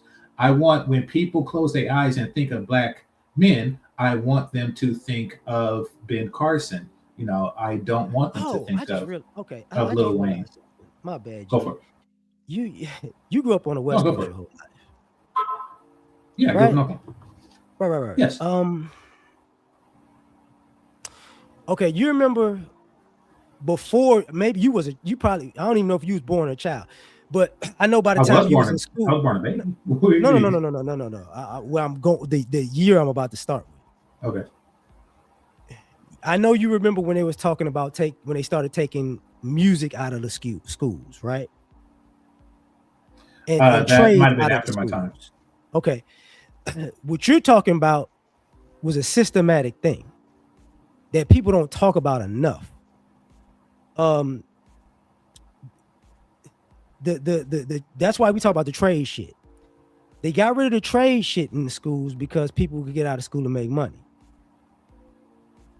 They got rid of the music program because too many people were getting rich doing music. They got rid of they didn't get rid of the math. They dumbed down math and science because during the military used to check the tests.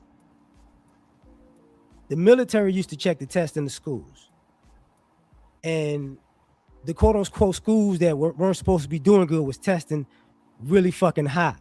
That's why there was a certain era from the 50s to the 70s, close to 80s, where black people was really going into the military a lot because they was actually filtered in from the school system. So that part made people okay. They started dumbing down the teaching. This wasn't a thing where just people just woke up one day and said, "I'm just gonna be stupid." No, no. I'm not saying that. I'm saying that as a culture, we should Right. embrace these things. A lot of the things that the Asian cultures embrace.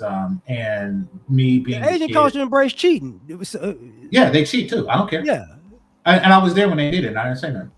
You know. yeah. I mean, it like I I, get I what just you're think we're the, saying. My bad. Thomas, go. You got it. I just think like you keep mentioning culture, but I feel like we're pretty much the only group in America whose culture has really been just attacked or just like kind of redirected in a certain way.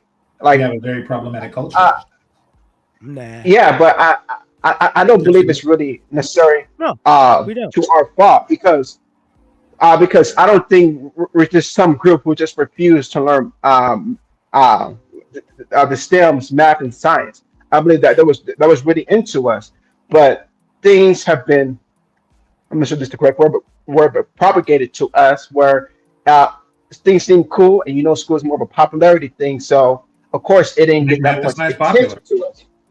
I'm I can sorry. Make math I and can science speak. popular. I can speak to Well, this. That's what Chinamen do. I can speak to this. well, Issue. My bad. America has a fucked up culture. I agree. The only difference is America looks as Black America as fucked up culture because we're the only culture people pay attention to blame for shit. Hmm. But as Black people, we see all the fuckery. It's Agreed. just it's just the fuckery that everybody else does. It's like, oh, but they're succeeding. And the truth be told, they're fucking not. Well, here's the thing about, and when you say American, you're talking about white American culture. Here's the thing about white American culture. It is very No, fucked no, no. up. I ain't just talking about white American They have culture. a lot of wiggle room to be fucked up. No, they don't. We Yes, they do. No, the fuck they don't. Yes, they do. Okay. If they have the ability to print money and create interest rates, they can fuck up a lot, with little consequences. We can't. Now, that being said, it won't last forever. And when it does, unfortunately fail them, I would like for us to be on top. We need to capitalize on that opportunity because if not, somebody else is going to be top dog when that one falls. And I don't want it to be not us. However, I say it's. What go do you? for it. No, Whoa, go whoa, ahead. whoa, Keep whoa, going. whoa, whoa, whoa, whoa, whoa, whoa, whoa, Mhm. whoa. There's not gonna be a scramble to the top. Yes, it is. No, it won't. Yes, it will. I think we'll be in there. I No, think we'll be at the top. won't. Why? Why do you think we'll be at the top? Um, because I think there's a lot of focus towards our negatives, but I think a lot of black people are doing great things. Yeah, we have some niggas fucking up, but those niggas are getting the most attention. When I say that, like the average black person just in my area of Phoenix, and I understand like that's not where a majority of black people are at, but I'm not seeing that many stupid niggas. Like even because I do security part time. The people who I deal with the most, because niggas they know better. It's more of the white, and this goes for all ages. Whites, Hispanics, they do the fucking most. Like blacks, trust me, we know better, and trust me, it's just what I'm seeing. I'm like, yeah, like there's some things that we like to I want to say cosplay, but we like to perform. But I just think that that gets the most attention. Like you mentioned how like we didn't make math and the science popular. That's just not going to happen. But Why not? it is. It happens for Chinamen. It's Why not not it happen for us? entertaining. It's You not know, entertaining. how China got, you know what? And China lie Listen, about a lot of stuff too. so They okay, don't lie about their GDP. Right? Well, okay, put it like this. You know, they They're went from self-focused. they 50 years ago they were a bunch of broke, funny looking people with pointy hats. Now they have the second highest GDP in the world. why? That's what because they got their shit together. No, they Why? They enslaved their people. huh? Hey, Why? they got their shit together. That's how. How did they get their shit together? You ask the Chinaman. Okay, I'll tell you how. You should know it. How they happened. I tell you how. During the Mao regime, they had a series of changes and reform, including and not limited to the educational system. They gave that top priority. You know, also breeding control and stuff like that. They made it a point in the 70s. They said that we. I'm sorry. No, you go ahead. It's funny. Uh, You go ahead. no. They mentioned that they had a set goal to surpass the U.S. That I believe was that. Yes. during the Kuwait War. You know, once they seen what we can do to a country in 100 hours. That reform just was ramped up then. But basically, they turned into a nation of 1 billion people that would do whatever it takes to get ahead. So you're gonna skip the major part. What's the major part that I'm skipping? China did the same thing Black America did. When white What, they folks sold left, crack to their people? no, when white folks left, they built this shit up. And then white people got upset. Now they can't fuck with it. But except here, they just fucked shit up because we were here. That's a old thing that's been happening throughout history of white people. White people go there, fuck shit up. They think we did irreparable damage. They can't fix it. They leave. Motherfuckers start building shit up, and normally they will go back and fuck it up again. This time they couldn't. That's all that happened. That's it. Okay. Because they got into agriculture for decades. Yeah. Whatever they did, we need to do it. And we need to have more Okay, well, more kung fu doctors. Guess how it's gonna happen when the economy collapses. No. What I'm saying is we have to be prepared beforehand, so we can. We are prepared beforehand. If there is a scramble for power, then we need to be top dog at that point. Game changer. There is no fuck. No. You want to think about this, bro. America's so in debt and it's collapsing, right? You want us to scramble for power to fix something that white people fucked up. Mm-hmm. That's that's their historic default here when they fuck shit up. Mm-hmm. When they fuck something up real bad, what do they normally do? I don't know. Try to get black people to fix it for them. Or then put us in a position to blame us. Well, give example. What they do. Give an example. What? Give an example. Okay. What the fuck was Reconstruction? What was Jim Crow? What was the vast majority of how can I say this? Not just businesses, but IPs in America. No, like I'm saying, like an example of white people fucking up and blaming black people. That like Jim Crow was then blaming black people for a fuck up. Yes. What was the fuck up?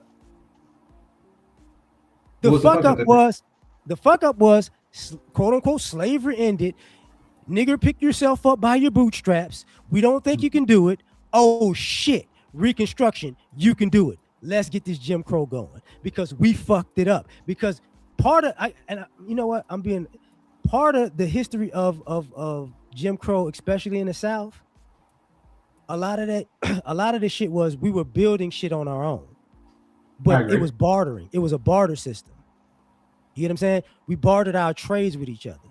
I agree. What happened was we would build ourselves up because that's the each one teach one, all that shit come from that. I agree. I agree. We should continue. We should have continued on that But path. the interesting thing was the way it was built was better than quote unquote white America. I agree. We should have continued down that path. That's what Jim Crow came from. Well, that was happening That's during Jim Crow. I'm saying we should have continued down that path of building strong families, into perpetuity. Therefore, when if and when this system, this current regime, collapses, and we will be. what about Vietnam? Yeah, Vietnam. Well, that was a war. What do you mean? What about the war? It was a 20-year war.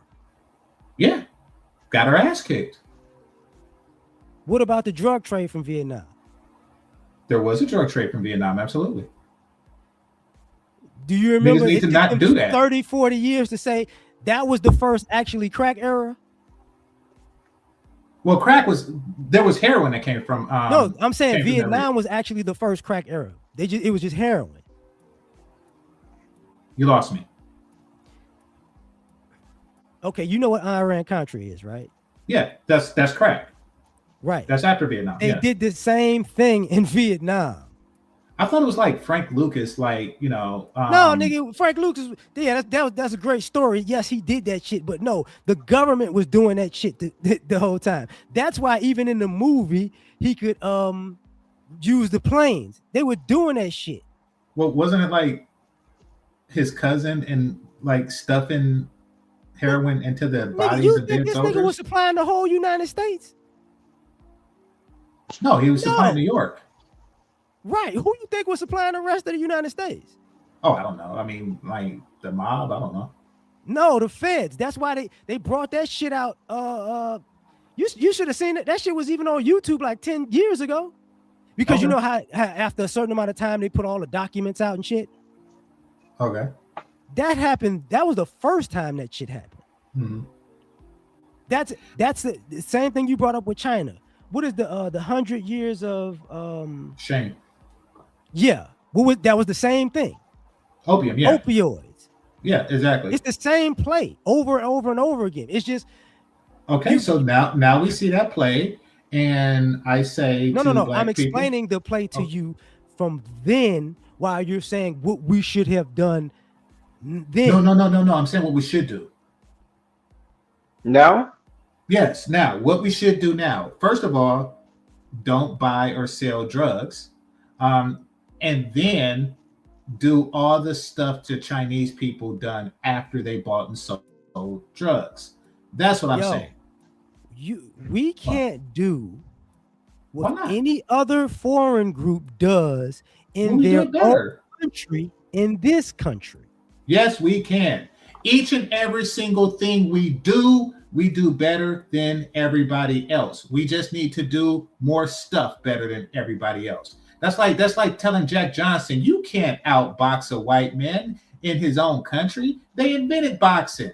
So you can't tell them we can do anything but better with bigger penises because we're black men and we do not embrace our potential for greatness. We can do everything they can do better. We just don't. And I believe you with that, but I just think that there are just too many Niggas. chances of like It's not. I think Hold. This is the thing. I'm listening. It's not. It's idealistic, but you talk about this without the blood. That's what's Okay. missing from that conversation. This concept of, oh, we could just do it and just it's okay. And like, Yes, yes, we should no, do it. no. Yes, yes, But you got to yes. tell people about the blood though. You can't let people go half in and go, oh, we could just do what China does in China here, and we can just do what Japan does in Japan here, and it's just gonna we're gonna do what Europe does in Europe here as black people, because no, you got to talk about the blood that we're gonna have to actually go to war for. Who did China go to war with? They in China. No external intervention. Even with the FBA movement, they keep asking who's the leader, because they want to intervene in that. It's, Um, I just that's what think that there, exactly.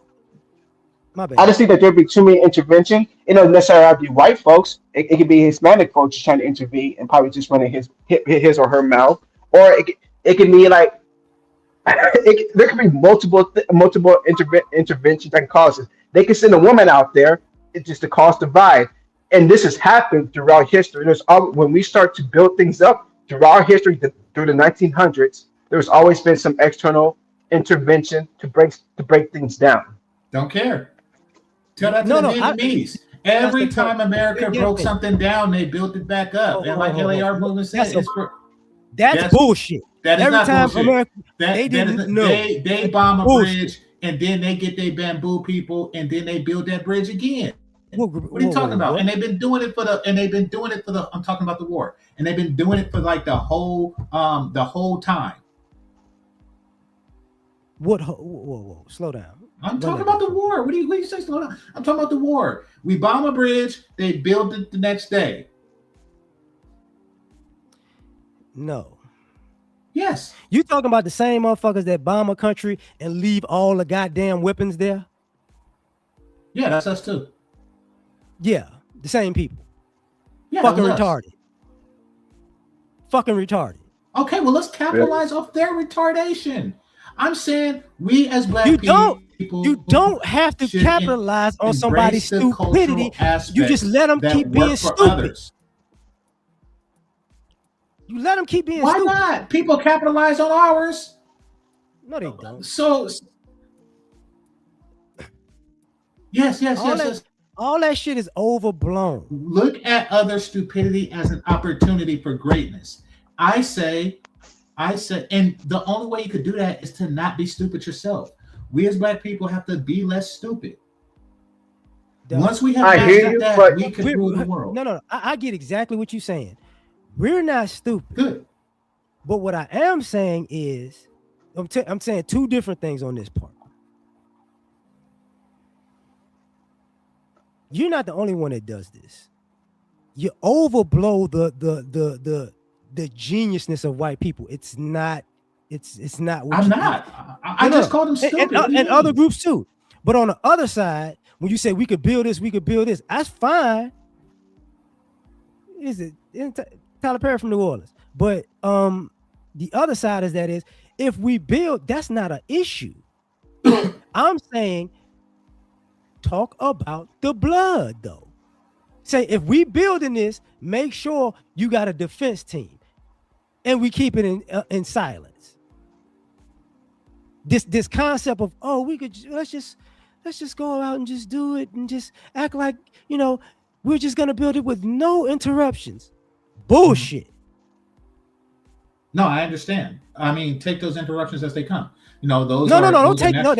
That's now that's You're stupid. overvaluing it. That's fucking You're stupid. overvaluing it. Nah, That's fucking stupid. Y'all have a defeatist You don't mindset. take no. You Yo. don't. Y'all have, go for it. You got don't it. take interruptions as they come if you can already predict it.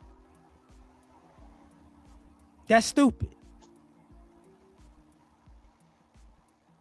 Like Okay. Here's the thing.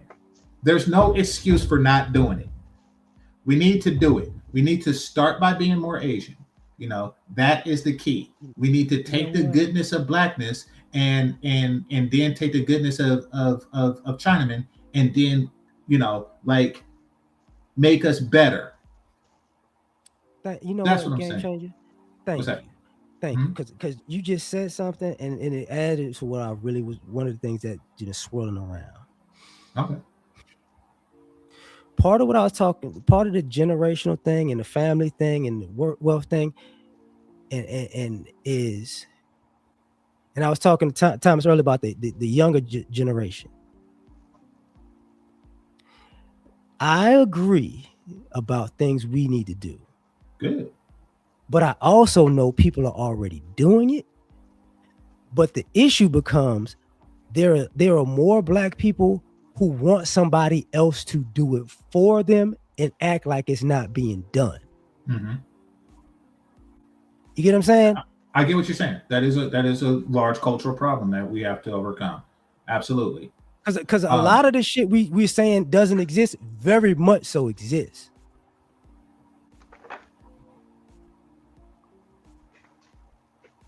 an argument here. No, I do agree that these things exist. These obstacles, both external and internal, exist. We have the greatest control over the internal, and I mean, basically, what it comes down to, what black people need to be doing is being less nigga. We have to collectively come together and be less nigga if we ever want to. We have too high a concentration of niggas in our communities. That's your Candace Owens mind talking. That's not my It's- Candace on my. That's not my Candace. By the way, yes, she didn't get it. But I mean, nevertheless, that's I not my know, but she Candace like on. white boys. Yeah, She don't like you. that's unfortunate. I know. Perhaps if we be more See? white as well as Asian, she'd like me too. No, Nevertheless, white. huh? You good. I don't think we should be more white. I think that community is horrific. But continue. It's that, but Listen, yeah. what I'm saying is that we need to reduce the concentration of nigginess in our community if we're ever going to get It's anywhere. not a lot of bro. It's not a lot of niggas out here no more. But it's two more. It's too many. It's still It's too not. many. No, it's way I, more. And it's fucked up. I'm gonna say this way. Mhm. Damn. It's way more Candace Owens niggas than niggas. Now. What's a Candace Owens nigga?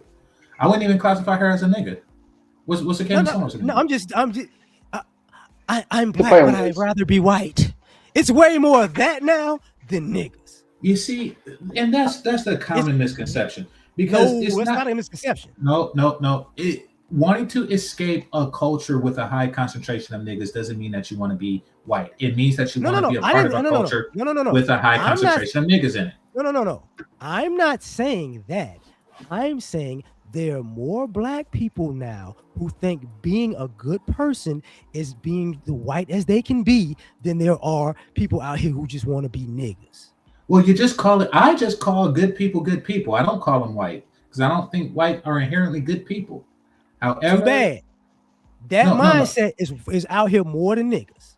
Listen, if a person is a decent human being, or listen, I'm good at math. People don't call me Chinese because they would be stupid if they did. Ain't that? No, huh? It ain't. I, See, I- like, see what I'm saying. the concept of What I'm being saying. good, moral, smart is gentrified to being white. It's dumb as Well, fuck to believe that. well, not the moral part. I mean, but definitely. Listen, I just want to win. I just want us to win, and I don't care if along the way somebody call Win you at what? white or, Win huh? at what? Win Win at at what? the world. I want us to rule the Win at world. what though? Like I just said, I want us to rule the world. Economically? Yes, and socially There we go. and militarily. Black people don't want to I rule the fucking world. That's because of the niggas. We have to improve our global thinking. We have to. No, that's because it's fucking stupid. That's not stupid. It's fucking How- stupid. That is not stupid. How is it stupid to want the best for your people? Wanting the best for your people and ruling the world is not the same thing. There's nothing better than ruling the world. That is That's the best. fucking stupid. That is not stupid. Why don't you want to rule the world? What the hell? The world isn't anybody's to rule. It's the white people's to rule right now. And that's why they fucking dying off and fucking up. That's Everybody what who you thought call they good wanted to rule problems. the world ended fucking horrible. Okay, well, but they got to rule it though. Just like everybody dies, but few people die being But at what kings. cost, though? Few God? people died being martyrs. I don't think you necessarily mean like just to rule the world. I just think like we are the best at being morally and ethically fair compared to these white folks. Yeah, yeah, I yeah. think we'll Tell be that to better the at that. Indians. Tell that to the Indians. What did they morals do when they brought a bow to a machine gun fight? Tell that to the Indians. Morals. Listen, No. I Hold on, want us to hold on, rule the hold on. world. Yeah, and I'm gonna That's tell what let me, Well, China so let me, you said, want and to rule that's with what I Iron want. Fist? no. Huh? You just want to be in a position to be lazy and get something for nothing, like white No, I do folks. not. Well, yeah, I do. That's But what I mean, that's what they could. No, that's the European idea of ruling the I world, want all of us to be able to doing do that. nothing So what? and be It's better than being and a guess what? The slave. Listen, responsibility kills. if I have to choose between slavery and laziness, I choose laziness all the damn time. Massa was lazy. What the hell? You think Exactly. you think somebody is on the field picking tobacco, talking about at least I'm not lazy like Massa? That no. No, Want to rule. We bro, see. go okay. You Bro, go for it and have at it. I can't do it alone. It's too many Go people for with a it. defeatist. You know why you? It's too Because it's many bullshit. people in our It's community bullshit. with it. Okay, No, let me that's not what the Chinaman said. No. That's not what the Chinaman The said. Chinamen ain't trying to rule the fucking world. Yes, they are. The hell they No, the not. fuck they not. The hell No, they the fuck they not. not. Yes, they are. No. Yes. What the No. hell? Yes. They say it. What the hell? Yes, they are. That is exactly what they're trying to do. Boy, you gonna be fucked. By Chinese, apparently, because they're gonna be running this shit while we just nigging around, talking about what good people we are. Okay, hey man, you know what? Go ahead, just get a million planes to fly around and say we're here, and then get 75,000 fucking what do you call that? Yeah, I was about to say spaceships. I'm tripping. Not crafts. Yeah. Crafts. War crafts. Just to float around and we need all the gas in the world to tell everybody we here and then go fucking broke. We need a million pilots first, and in order to do that, we need less niggas.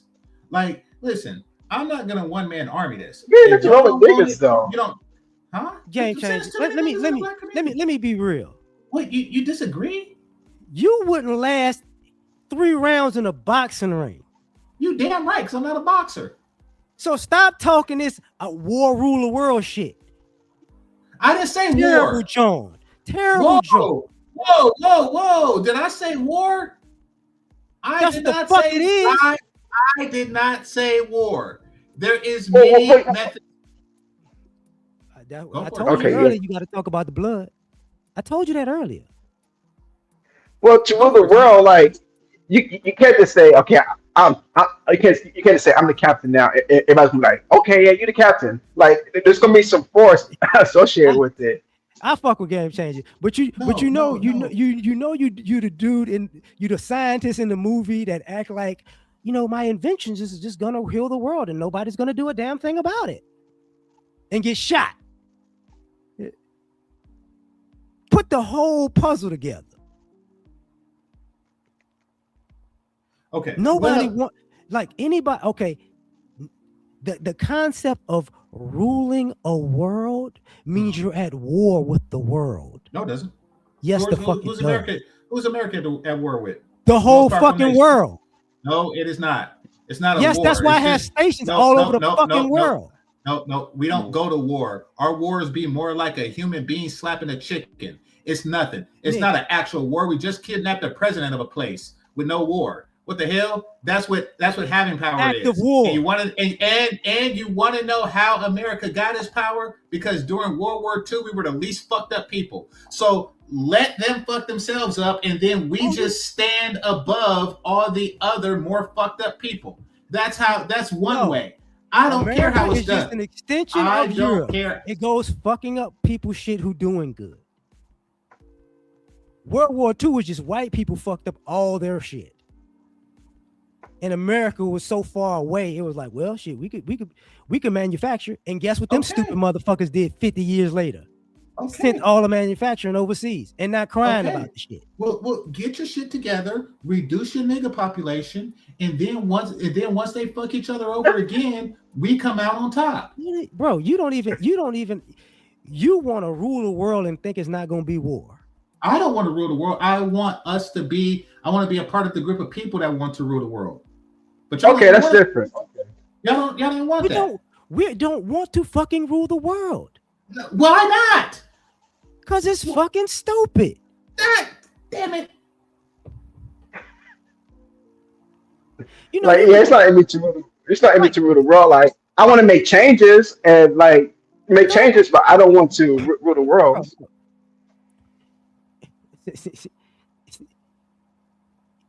The idea of trying to rule the world is an idea of a narcissistic idiot. That's what that is. An argument there. Yeah, but a narcissistic idiot ain't a fucking warrior. He's a fucking idiot. Well, actually, Narcissus was a warrior. He's a gladiator. But, I mean, he was a fighter. Narcissus. That's what you're talking about. Yeah. Right. Idiot. Yeah, he was a gladiator. Was he, though? I mean, how's, you know. Game changer, you say you hate niggas, but I think you is a nigga, man. Come on, man. I most certainly am not. He a quintessential fuck nigga. How is that a fuck nigga? Being forward thinking. You a 3.0 GPA fuck nigga. It's not being forward thinking is not niggatry. Niggas only one to rule the world without war is not forward thinking. Okay, well, who's China at war with? No fucking body. Exactly. And they in second place. And if we keep fucking up, they'll be in first. And really, and they won't have to fire a gun. You want to know why? They just waiting for us to fuck up worse. So that is how smart people rule stuff. Motherfuckers ain't no smart people in America. Okay, so and China, there you go. And China took over because there's a lot of them there. It's a lot of them. I mean, yeah, exactly. So we could be the smart kids on the block, but instead, nigga. You want to know some nigga shit? Yeah, go for it. Hiring unqualified white folks to work in the fucking Pentagon, White House, all down Pennsylvania Avenue, and promote motherfuckers, and then let them steal all of your goddamn information and trade secrets and fly across the fucking Russia and go, who would have thought he's white? That's how stupid this country is. Okay. This concept of you worried about niggas. If you them niggas is white folks. Black folks ain't never pulled the idiotic shit that white folks have pulled. Never. And part of what you're saying is I want the audacity to do some whole ass shit that fucks up everybody because it makes me feel powerful. That's fucking stupid. Okay. That's like what the fuck? I know what I'm gonna do. America don't. You know why? China's where it's at because of America. Exactly. So that's fuck. So guess what? Because they're fucking stupid. What, why are you crying about what China doing when you gave them the keys to the fucking castle? The blueprints. You're bored, man. I didn't hear it. When? Why do you cry about what China is exactly doing? You gave them the keys to the castle. Here's the problem with that, L.A.R. Did you hear what I said about you gave them the keys to the castle? U.S. gave them the blueprints, the schematics, the machinery. Exactly. And here's my That's your While precious we were white folks. out That's so digging, smart. white people was passing out keys. No, no, no. I never said they were smart. What I'm saying is, when white people were passing out keys to the kingdom, we was busy nigging, and we should have been collecting keys. That's what we should have been They doing. gave that shit to. They And I'm took that shit all the way to China. saying, once they do something stupid like pass out, we'll be ready to take them keys. Man, if you don't stop living in Marvel, cut that shit out. And we was nigging. You really don't like the Bay. I love the Bay. What are you talking about? Cause You something said the wrong. Bay, or what do you mean? Yeah, you really must don't like the Bay. I don't know what you're saying, brother. Huh? The Bay. Oakland. What's wrong with the Bay? I love the Bay. I love Oakland. What the hell are you talking about? Because everything is nigging. Yes, there's a high concentration of niggas in Oakland and other places. Absolutely. Okay. And you trying to be a high-fluted nigga who ain't a nigga. Well, it's better than being a first of all, But you it's talking best to some be nigga a shit not right nigga now. at all. No. It's best to not be a nigga at all. Cool. However, if you gotta be a nigga, be the highest falutin nigga there is. Like, what the hell? What, you want to be a low falutin nigga? I don't even know what falutin is, but I just want more of it. I just want you to admit you are who you talk about. What the fuck? You are exactly who you talk about. I'm not a nigga. That's for damn Oh sure. yeah, definitely. I am not a nigga. You denial. Definitely. Oh, damn it. Define nigga. You know what? You might as well be a 90s stereotype. Just go ahead, put some gold teeth in your mouth, a soldier rag, some the 40 ounce that don't exist no more. Shit. I don't drink. Define nigga. Define nigga. You sound like Jazz. Define nigga. You sound like Jazz. Define nigga? Okay. I'm gonna say ignorant motherfuckers. Okay, I'm not ignorant. I don't ignore delusional. Niggas are delusional? Man, you talking about taking over the world, but out there being blood spilled? Delusional. Okay.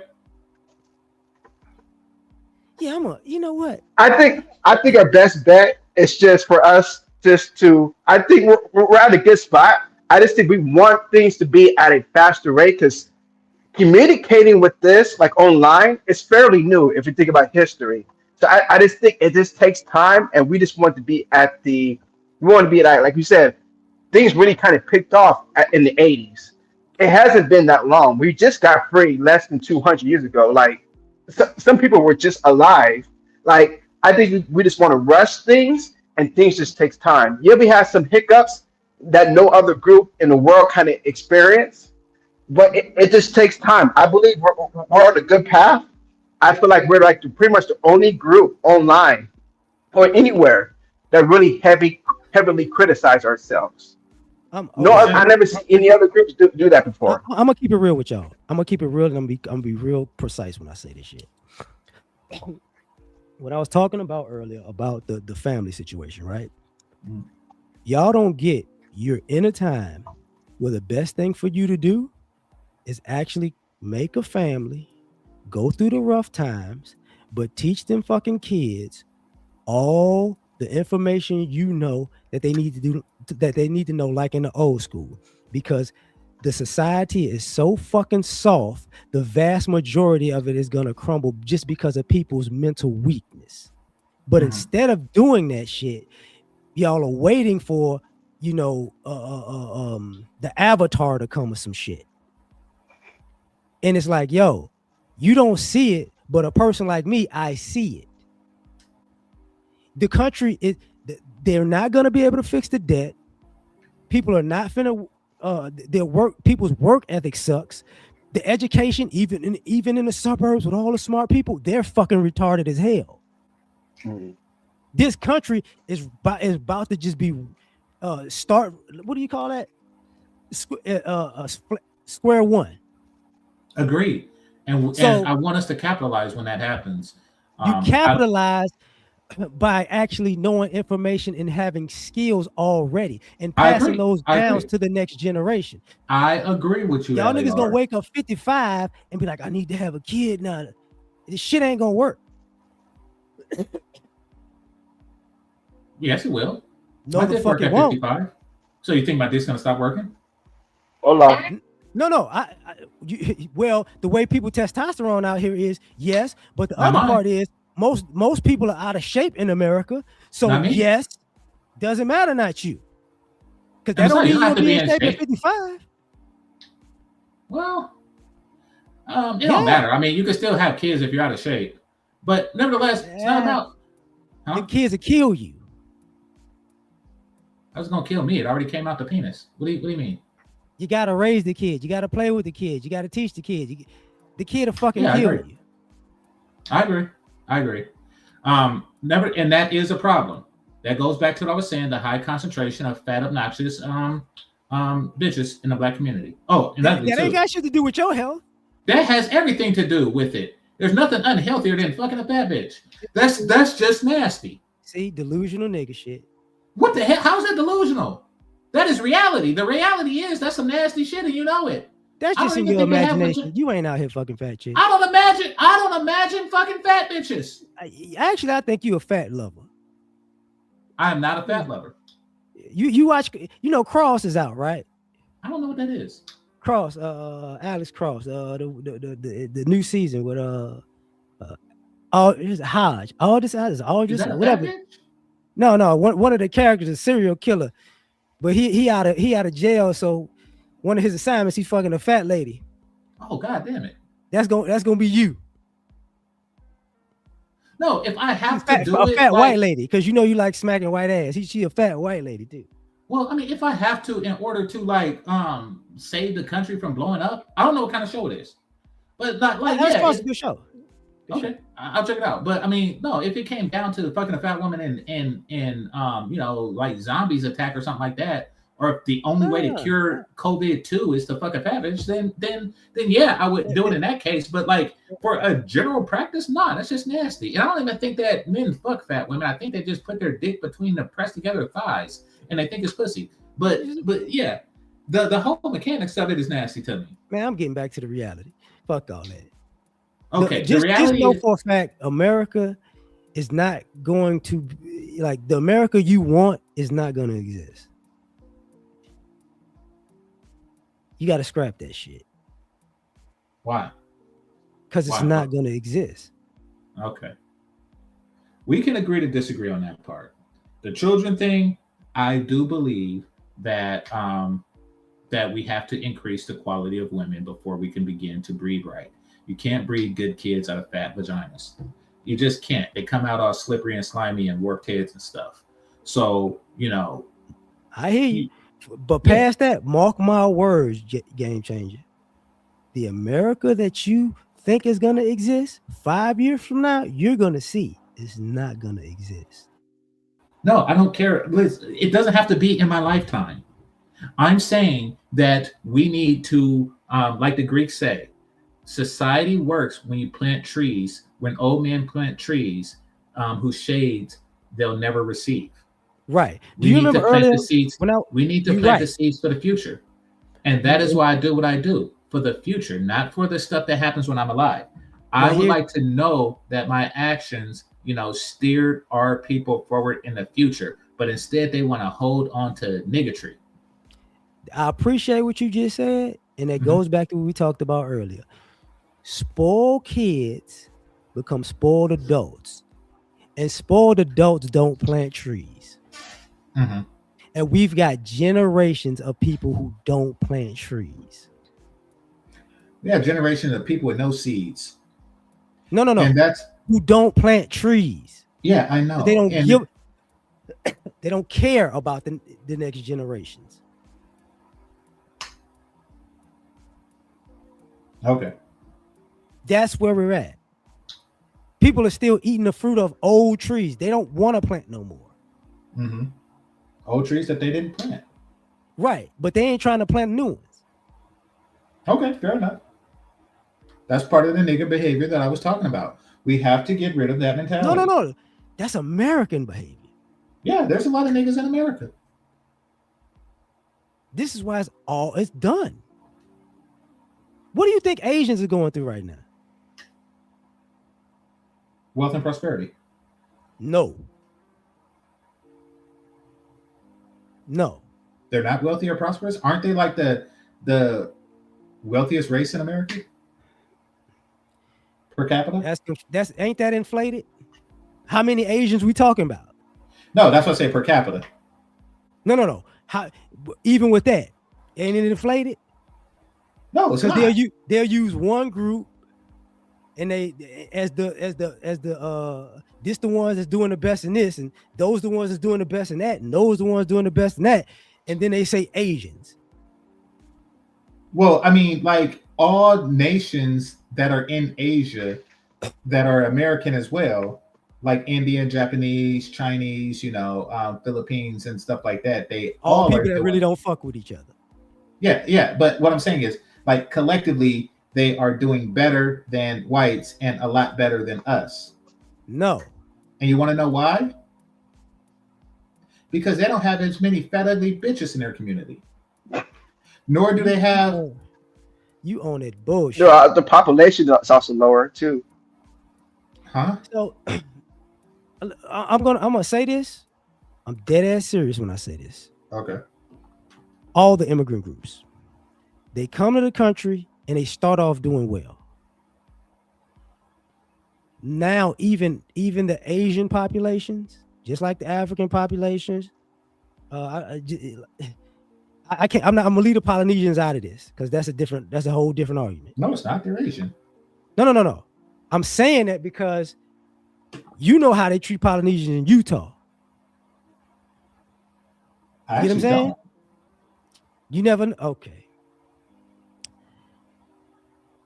Blanket over all of the shit that people saying that all these other groups are doing, that shit that Black America already did.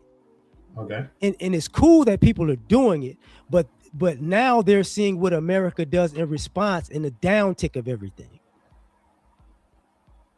That's why you're seeing, if you're not, you didn't, I don't know if you noticed that shit, but the people came here, they worked, quote unquote, they worked, we got menial jobs or blue collar jobs or started low businesses and made money and sent their kids to school, and their kids got an education, quote unquote, and went to college, and the kids didn't want to go work for the business again. Some of them kids became, quote unquote, the lawyers and doctors and accountants and shit. Most of them didn't.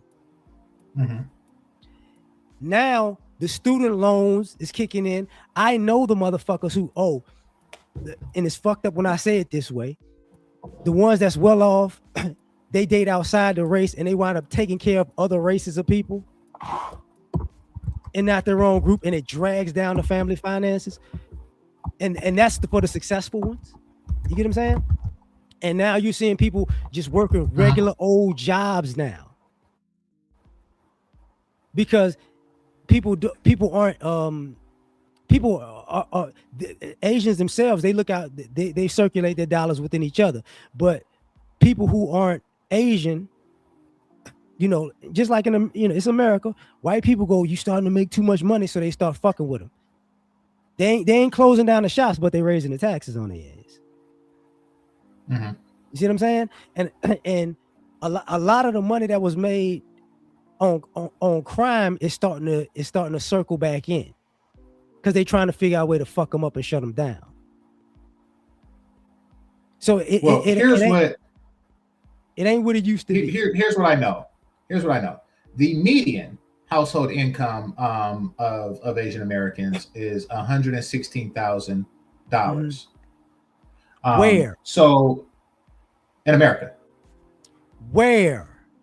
In America. What you say that again? Asians are predominantly in 3 places. Well, one of those places is Asia, I'm sure. But No, in nevertheless, America, they're predominantly California. exactly. mhm. Well, they're in places that $116,000 can afford them to live, which is They everywhere. they're in Now, California, dang it. New York, New Texas, York. Mhm. predominantly. Okay. Um, Understandable. Understand this. All the problems that you mentioned that they have, we have it, but broker. And I would much rather have like Asian problems than black problems. You got black problems because you got Oh, American problems. They got American problems, but they have $116,000 a year, to That's deal just with two those people. problems That's a better than. two-person income, dog. Yeah, I know. We can't get together and make two income households because, fat, ugly, obnoxious, the shit I mentioned before. You said 116, right? Yeah, 116. So just like $58,000 a piece. Okay, once again, we can't even come together in the same household. Let's see. No. Don't we. Yeah, we No. Black Americans. See what I mean? Average Black American income is $56,000. That's 56, and that's two people. But of course, it's No, it not ain't. actually two people because we No, can't. it ain't. Yeah, that's what I'm saying. It's not actually two people because we can't actually like get together and figure out pole and hole because there's too many fat broads. Like They have in fewer a fat. general. Listen to me, because this is the chain of events. They have fewer fat broads and fewer obnoxious broads. They are able to get together and have dual income families. He not. He just here he is. What the fuck is a tether?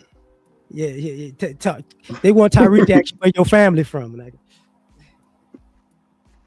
What family from the same place L.A.R. family is from? What the fuck? See, this is the type of we did. Huh? We did. Your family is not from New Orleans. Yes, they are.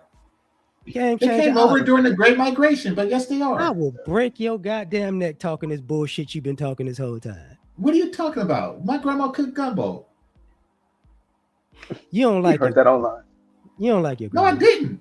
No. See, I knew you didn't. I knew you didn't.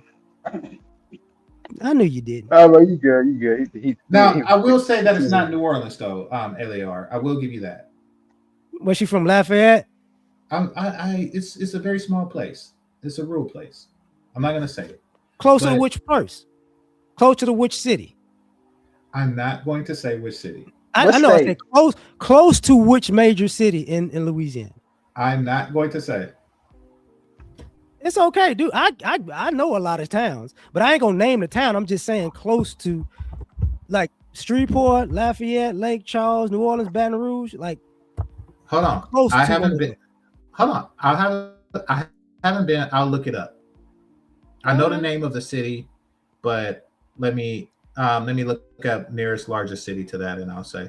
Hold on. Yeah, man, bro. I just because I've been up that. Yeah, I'm from Phoenix, so like, Where is your family from? No,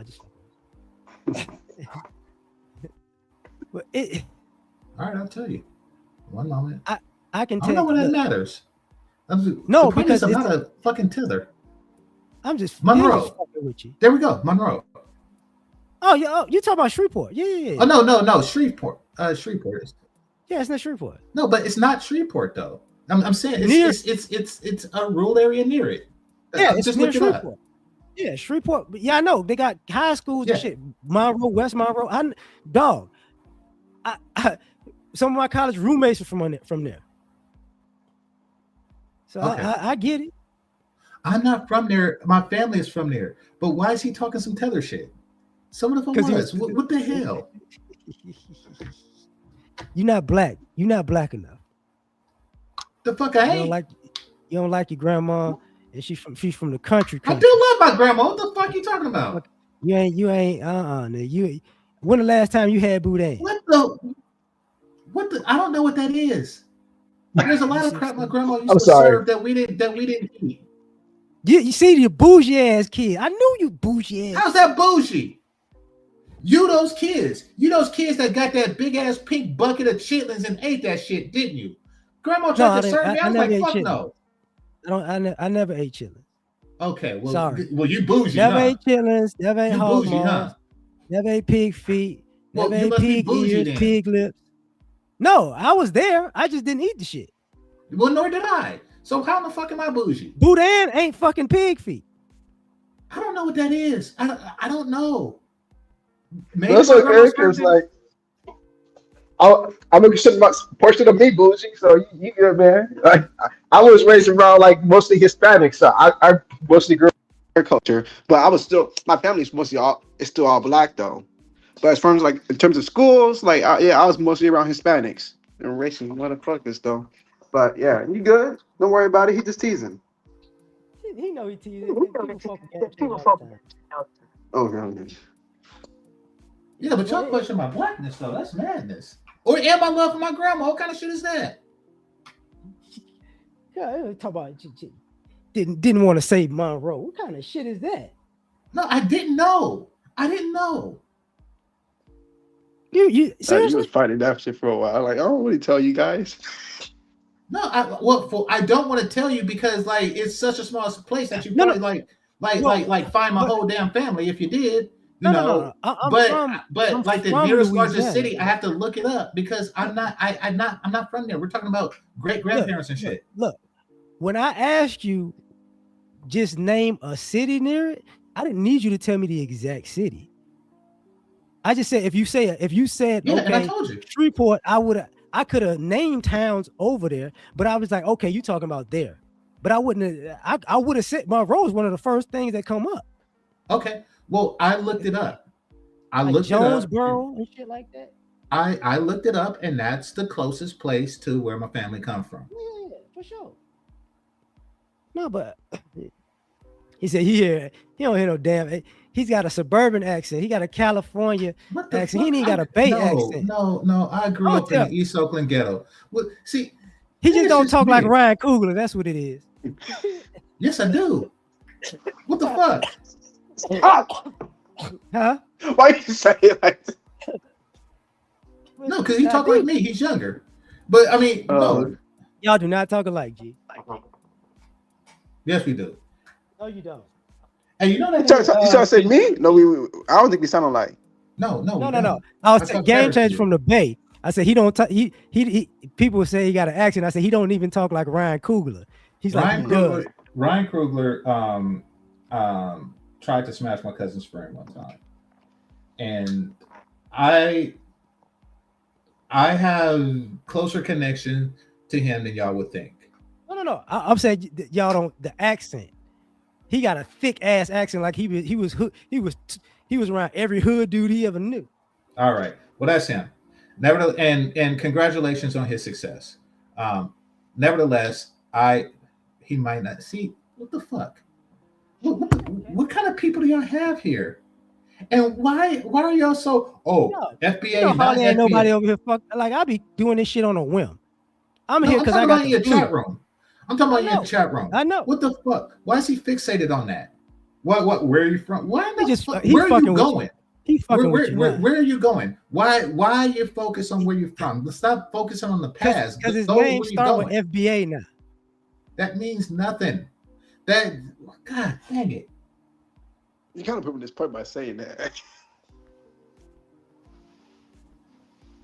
It's foolishness. Okay, whoa. Let me do this. And I'm Thomas and game changers. Real talk, real shit. When I said how I was gonna be in the future, I know we don't see it the same. So what do you see in the next 5 to 10 years for the country? For the country, I see much of the same for the country. In the next 5 or 10 years, I see drastic changes in the next 50 years. I see much of the same in the next 5 to 10 years. I see a strong political shift towards the Democratic Party that's going to last for about 16 years, if not 12. And yeah, that's the next 5 to 10 years. That's what I see. maybe 8 years as far as Democratic, but they they fucked up. I feel like the Republicans really showed their asses out. It's kind of hard for me to tell as far as like political because both sides have really showed their asses. But as far as financial, I think there's going to be a lot of hardships. Like I think some people will step into reality, but I think majority of us that doesn't necessarily mean black people. It can be whites, Hispanics. Um, I think there's going to be a lot of hardship that that the government just can't really just bail them out of. You might be right. You might be Mm, right. I know Um, y'all not parents. I know y'all not and that's parents. what I mean when I say Oh no, no, no. 5 to 10. That's why I say what I mean. Much of the same because there's a lot of financial hardship now, so it's going to be more the same. Well, it's just in terms of like the credit system and the reliance on that. That's really going to put a strain onto people. I'm, Agree. I'm saying this. It relates. That's why I said at first. I know y'all not parents. I don't know if y'all realize that they took the phones out of the schools pretty much nationwide, Okay. Oh yeah, I didn't heard know. about that. Yeah. and the reason is because they fucked up 10 the last 10 20 years of education. Mhm. I ain't gonna say 15 because schools phones ain't been in schools since 2000s or something, but they didn't fucked up horribly. So you got adults who can't fucking write in cursive. You get what I'm saying? I It's get what that you're saying. bad. So the changes that's gonna need to be made as far as just younger people in their mindset, that shit ain't gonna be coming for a couple of decades. Agree. And the people that are grown now, I be talking shit, but America is full of motherfucking retarded people, I agree. and that's what I said. This shit is done. Most people don't get it. When you talk about the politics of it and shit and think about it. These are supposed to be the smartest people, and they fucked this up this horribly. Mhm. And these people ain't young. These people's in their 70s, 60s, 50s, pretty much. Mm-hmm. And they was doing dumb shit from California to Maine. It's now you have people in their 50s, 40s, 30s, 20s, like, oh, we gonna fix this shit. No. I'm not saying that America couldn't be fixed. I'm saying that the mentality, the way people were raised, people ain't finna roll up their sleeves. People ain't got the heart for that. Mhm. That's what the issue is at the end of the day. Okay. This shit is. I said like if you see how Europe is crumbling, I'm not talking about just the economy and the society. White people are crashing out because the idea of whiteness is about to look like a failure. They're gonna crash out collectively because they don't know how to adjust in a world where being white doesn't mean you're better than somebody, and they can't blame anybody. That's a scary world because they take everybody down with them. That's the issue. They can't take everybody No, I down. mean yeah. Yeah. No, I mean I understand. I'm with you when you said there's a collapse coming. I'm definitely with you on that.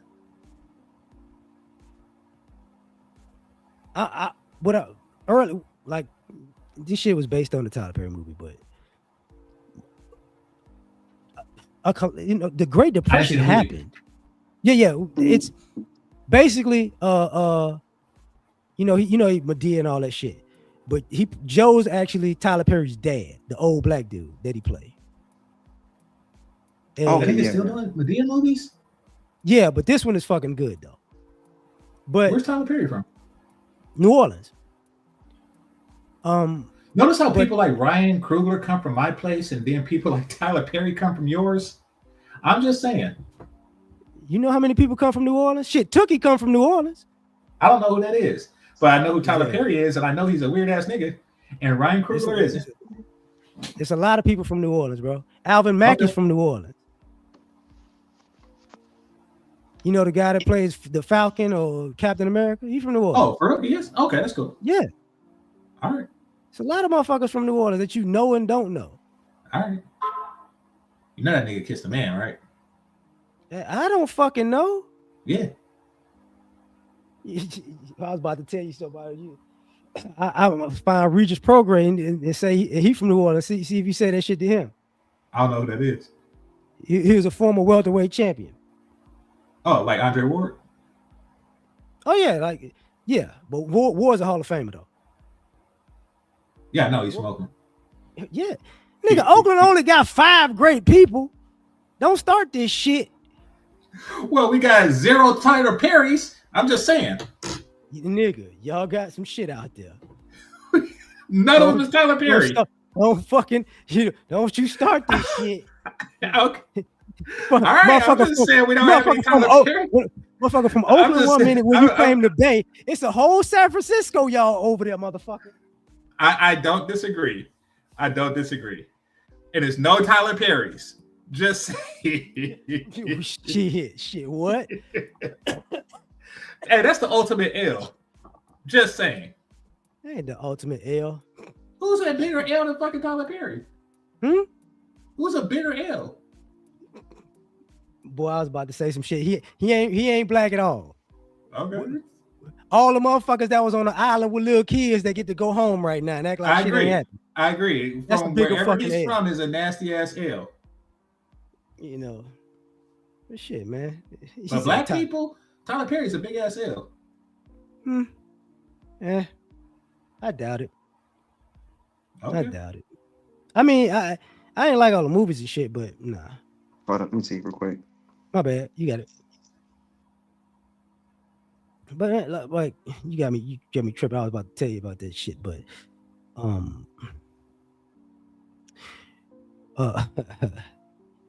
the Democratic shit, they gonna fuck up too. That's the like there's not a Democrat, Republican, conservative, liberal. I'm gonna tell you right now, in the next 5 to 10 years, that's gonna deal with the economy. That's why it's all fucked. Okay. Like all the people, like all the groups you talking about, people are doing well. You got too many people who are quote unquote middle class, upper class, that they have too much debt.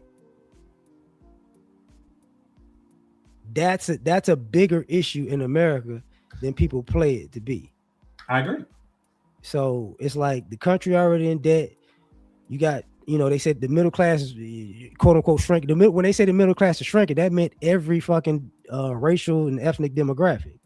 Agreed. So, and when the debt part is fucking crazy because people didn't think that they would owe this much money.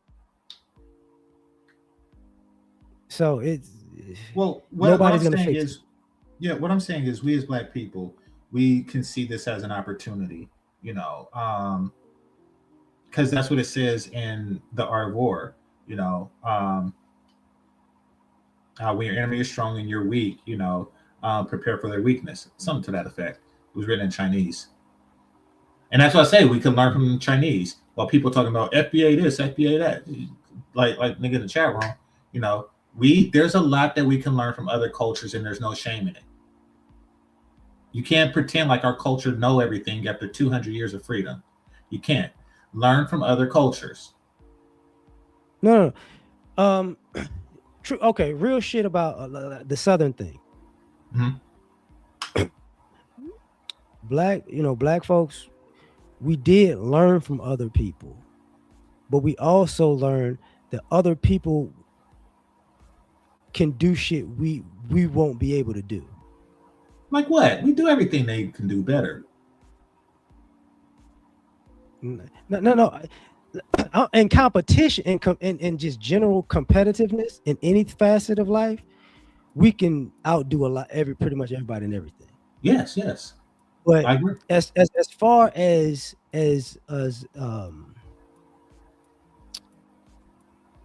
how can I say this?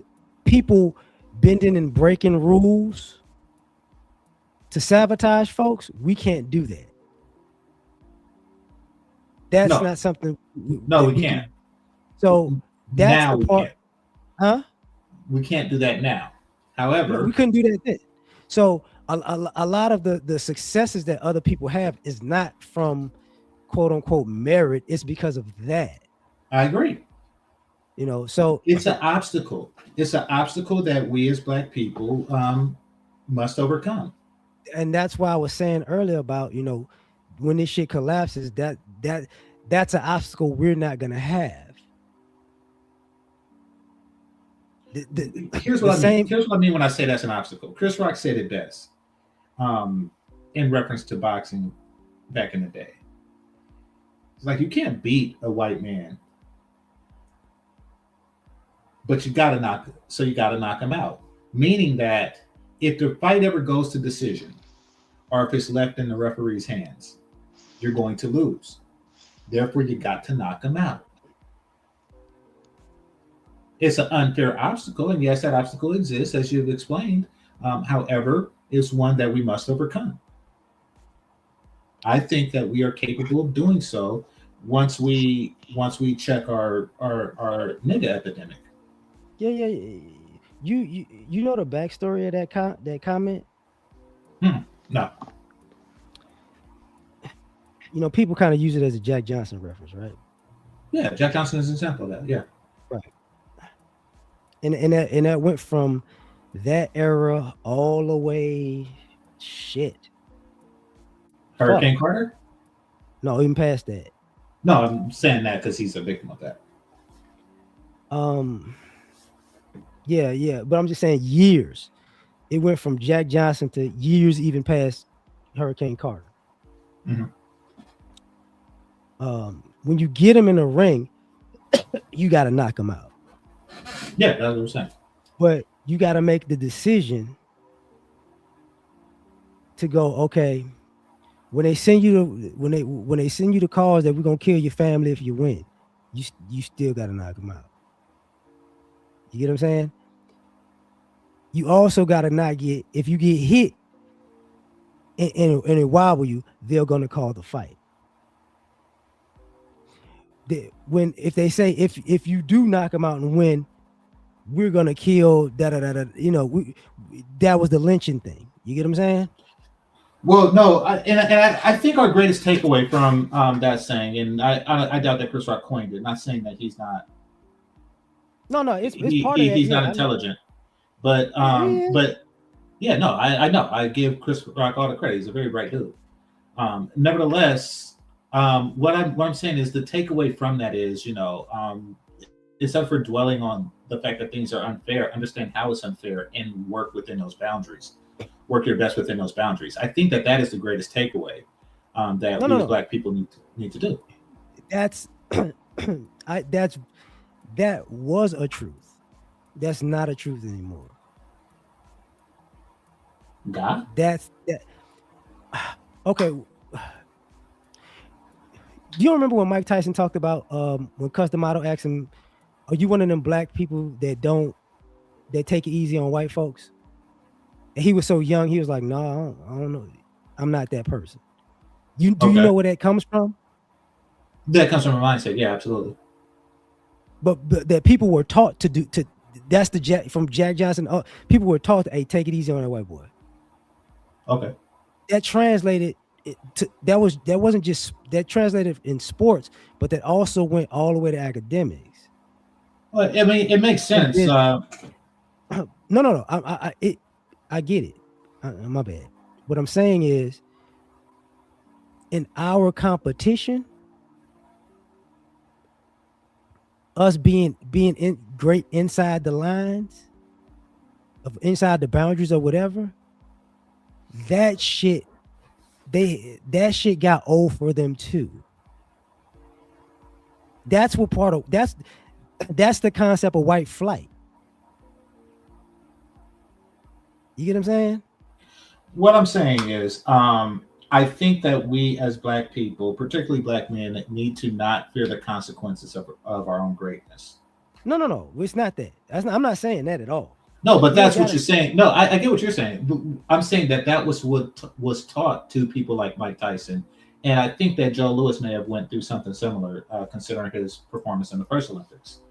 I think that that mentality did exist, and because of the five monkey experiment, I think it was passed down for several generations. But I think we need to move past that. I think that we need to, say that yes, anything you can do, we can do better. We just haven't yet in many aspects, and academia is one of the last strongholds that we haven't No. really that we What haven't really used our badassery in. I think that we like need to move into that realm. Yeah. now I graduated high school in '97, Okay. right? From a hood school, Hmm. considered a hood school. I love I love where I grew up on the west side, but um, this hood school happened to have an honors program like most high schools, right? Okay.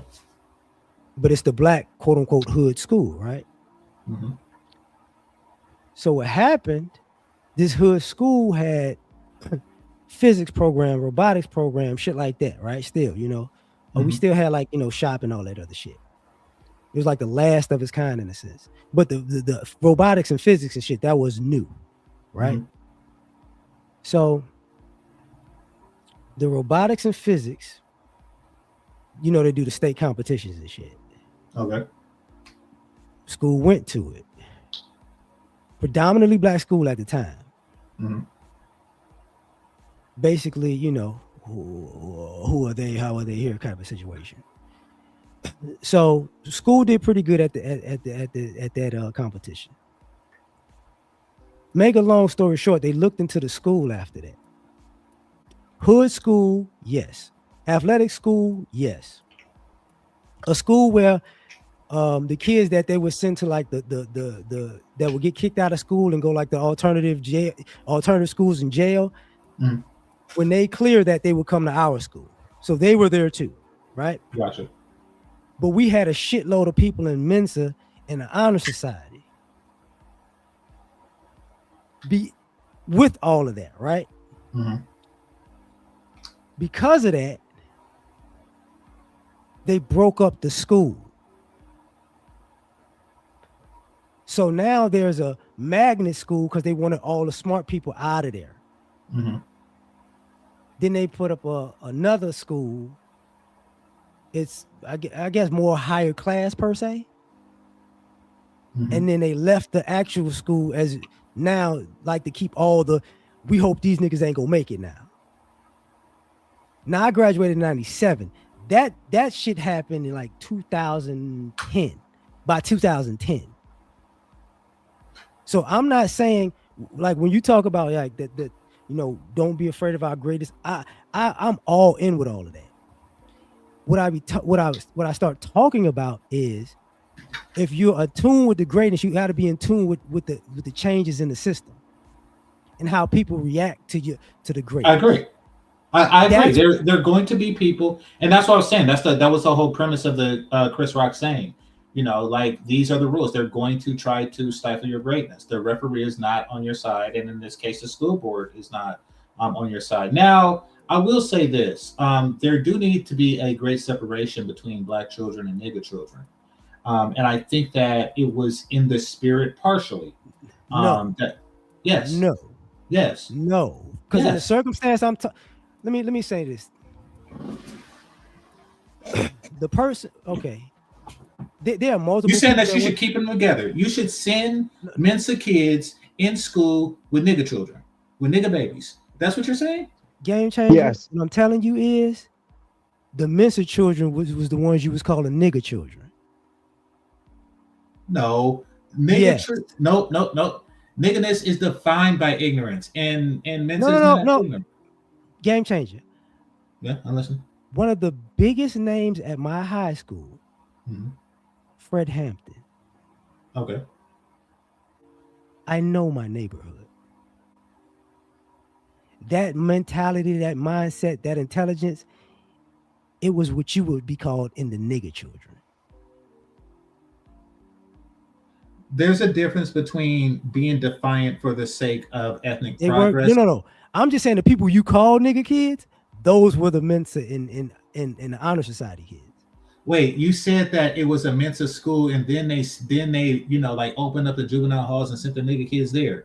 No, no, no, no, Nevertheless, if no, you no. have a general disruptive, it's like that show The Wire, where they separated all the nigga kids, and then the other ones were prospering. You You remember remember that? Class Act? Huh? You remember Class Act with Kid and Yeah. Play? Yeah. You remember how they had the school was hood, but it had the classes and they had the Yeah. switch roles. Absolutely. Nigga, that was my Absolutely. high school. But Hey, what's but it her was name? Still fine. yeah, The chick that played yeah, I know who you're on talking Boys about. in the Hood. All But right, yeah. but it was way more smart classes than that. You get what I'm Okay. saying? I'm saying that there need to be a line in order to not taint. There, Just like you don't put your rotten apples next to the good fruit. there wasn't no rotten apples though. Yes, they are. You're not getting it, bro. Okay, explain me. We grew up with He black. he he threatened Wait, to wait. whoop his We ass went. if he didn't do his homework. We went to black grade schools with black teachers, right? Mhm. Those teachers from that in that time period, and this is before high school, made everybody get get the basics and beyond, regardless of your circumstances, attitude, poverty, dress code, everything. We was in the school where they made the girls take their makeup off when their mama put it on them. If you didn't get your hair combed, they make you comb your hair when you come to class. Mhm. Wasn't no sagging. We still had the paddles. You act up, you get smacked up. Mhm. You get what I'm saying? That was the grade schools. So by the time we went to high school, yeah, you could come from just a family that's just happened to be in the hood, and because it's the hood, it is what it is. But at the same time, you could have a family that actually was all in the streets. Them kids all had the same teachers, all went to the same classes, we all had the same issues. And the teachers would be at it with your parents, like, hey, get him this, do this, do this. We're not having that. I don't care what he do out there, but in here he gonna do this. Or I don't care what she do out there, but in here she gonna do this. So all of the people, the people started fucking up in high school because they wanted to be cool, whether they was the good kids or the bad kids. Mhm. But all of the motherfuckers knew the basics and the regular shit. Motherfuckers was prepared for college their sophomore, junior year in high school. Because the school had a high concentration of niggas, it made doing nigga stuff cool. No, Yes, that's how no, that works. That's how they corrupt us. no, Okay. no. Why did they think it was cool to be a nigga? Why did regular non-nigga kids think it What was cool to nobody be a run nigga? around here being a nigga though? Okay. It was people gang banging in the street. That's It nigga was shit. people that was gang banging in school, but they That's wasn't nigga doing that shit. shit in the school most of the time. But you just said they did it in school. Oh, because people fight in school, dog. They're teenagers. Gangbanging and fighting is different things. No shit. Gangbanging is nigga shit. No shit. So I'm saying separate that from the non-nigga kids. That's what was going on. Yeah, and so Even the people that was in gangs wasn't with what all I that was bullshit. saying, what I was saying is I agree with that. I agree with what your school district did with the separation of niggas and non-nigga kids. Okay. That was a race and class issue. I thought you went to like a black high school. I was a It, racist. it was. It's not fully black no more. Exactly. No, okay. They have the magnet school, so the kids of 1997 can go. The No, non-nigga black kids can go to that magnet school, correct? no, I graduated in 97. The magnet school came about maybe 8 years later. They had to build Okay. that motherfucker. In 2005. In 2005, they built a magnet school to separate Let me see when the. the magnet school was built. Because it was some years later. Well, what I'm saying is the separation was for the non-nigga black kids. We need a separation of non-nigga blacks and nigga blacks. There has to be a line. There has How to be a would you line. determine? Niggatry is a series of behaviors. If a young person exhibit a Oh yeah, it behavior took over that's whatchamacallit. I remember that. Yeah, if because a, they put the magnet school where a psych ward used to be. if a young person exhibits behavior that's clearly nigga, then they need to be separated from the non-nigga children. It was 2005. Yeah, there we go. 2005. Yeah, so yeah, I mean, and That had what you not getting mhm, is okay. Prime example, true story. okay, I was in sophomore chemistry, okay, right? Forgot this white teacher's name. Um, we had normal class, predominantly black school, but we had a minority of Hispanics and a small minority of Asians, right? okay, So this particular teacher,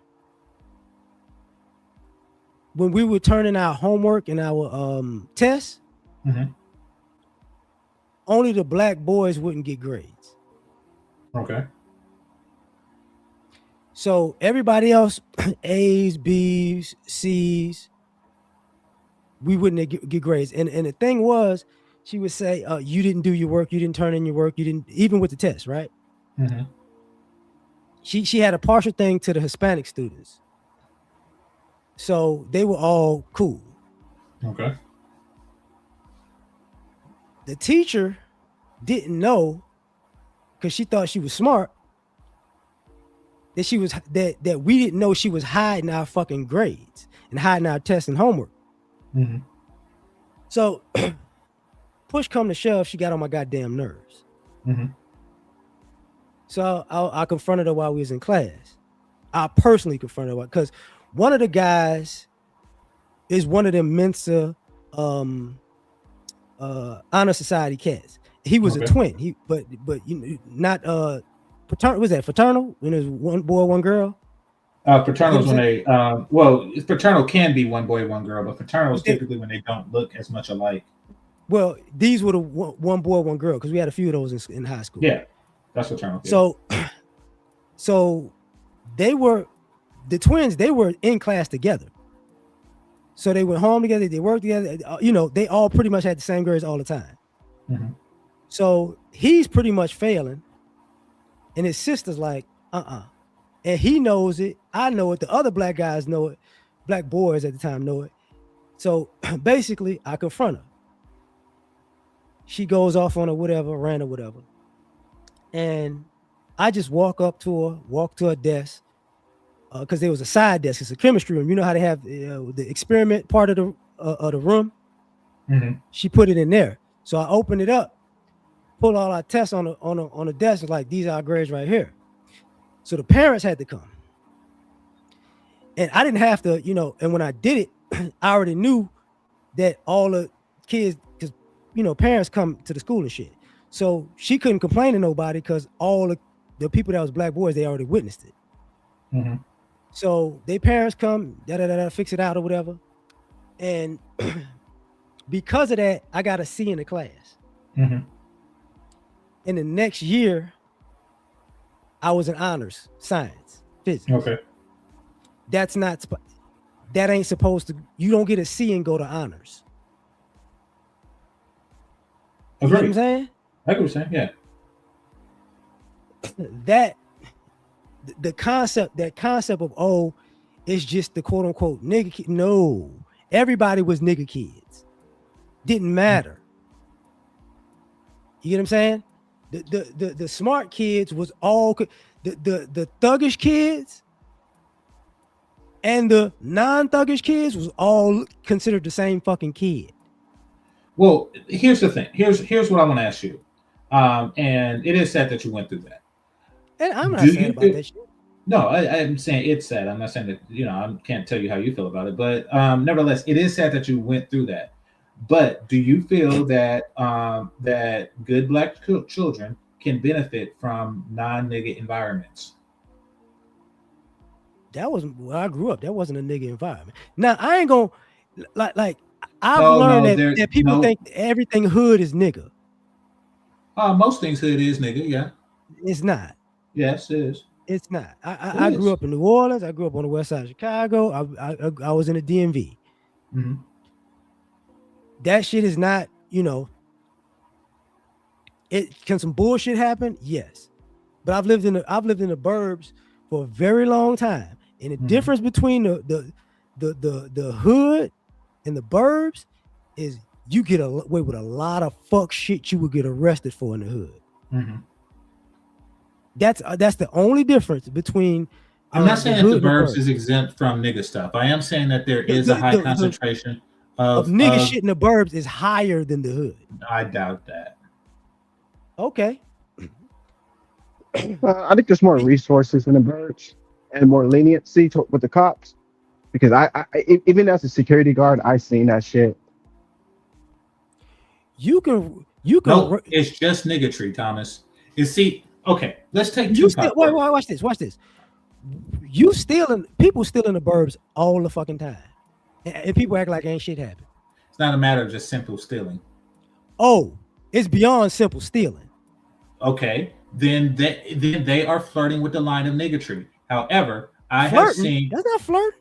I grew up in the hood, and I have seen an insurmountable amount of niggatry. For And sure. I Okay. and living in the burbs, I can say it does not exist in nearly as high concentration here than there. If you have like an apartment of 5 people, at least 3 of the families there will be deep into nigginess. So look, watch this. Nigga shit, right? You should you Mhm. doing this nigga shit. Walk into a grocery store, you can't pay for a grocery, you start stuffing meat and shit in your jeans, right? And Mhm. walk out and act like ain't shit happened. That's what you talking about, nigga shit, right? No, not necessarily. If you find yourself in a bind and you're doing what you need to do to survive, that's not necessarily nigga shit.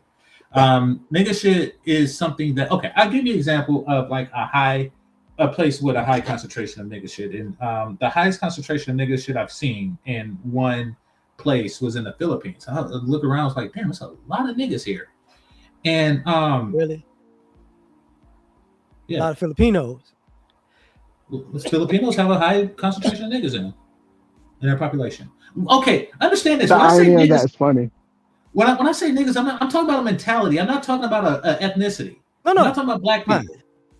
I'm saying You that kept doing there it was though. there was a lot of Filipino people with nigga mentality there that was very disturbing. It was extremely disturbing. Yeah. I, I, I'm sitting at McDonald's eating food, and some kids come up begging. I don't see many kids begging, so I'm like, oh, okay, well, come get you some food. So I bought the kids some food, and McDonald's there got chicken and rice too, and that's what he ordered. Got him some chicken and rice, and for whatever reason, he sat and ate it with me. I thought that was weird, but I'm like, okay, you know. But then what was weirder was he took some of it back for his family.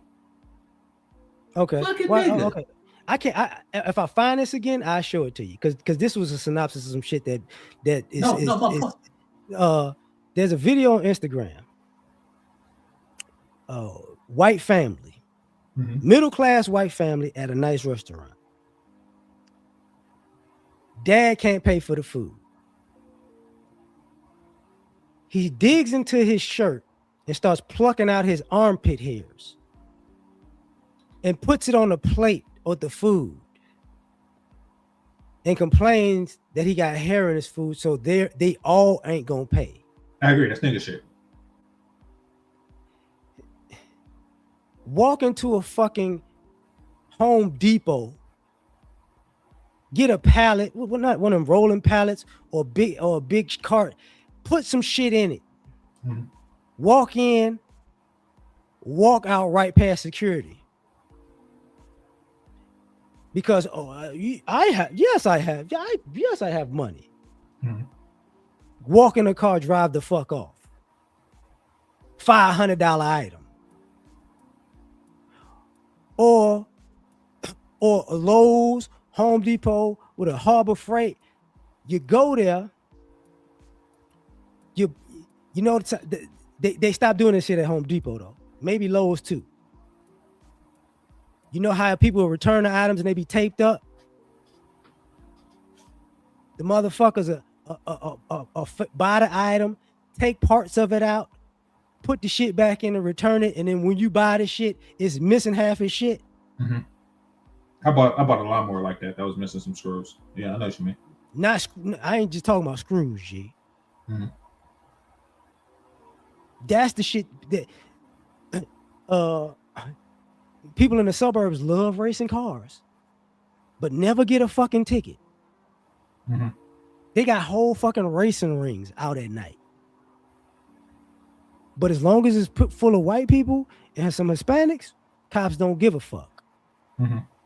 You can hear it all night. Yeah. All fucking night. Yeah. Yeah. But the cops just never out there. But then you come to find out some of the cops out there race. When you talk like this shit that I know that just don't go on in the hood like that, Mm-hmm. or without consequence. The drug rings in the suburbs are fucking immaculate. The prostitution rings, fucking immaculate. The swingers clubs, the gamble. Wait. What's wrong with swingers clubs? Nigga, it's supposed to be illegal. No, it's not. Yes, the fuck it is. No, it is not. Why is it supposed to be? What's wrong with fucking? Because you're not supposed to have a goddamn club or venue for a group of people having group sex. What the fuck?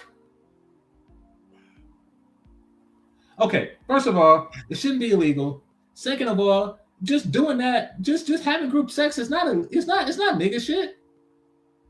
Nigga shit. That is not nigga shit. Nigga shit. That is not nigga shit.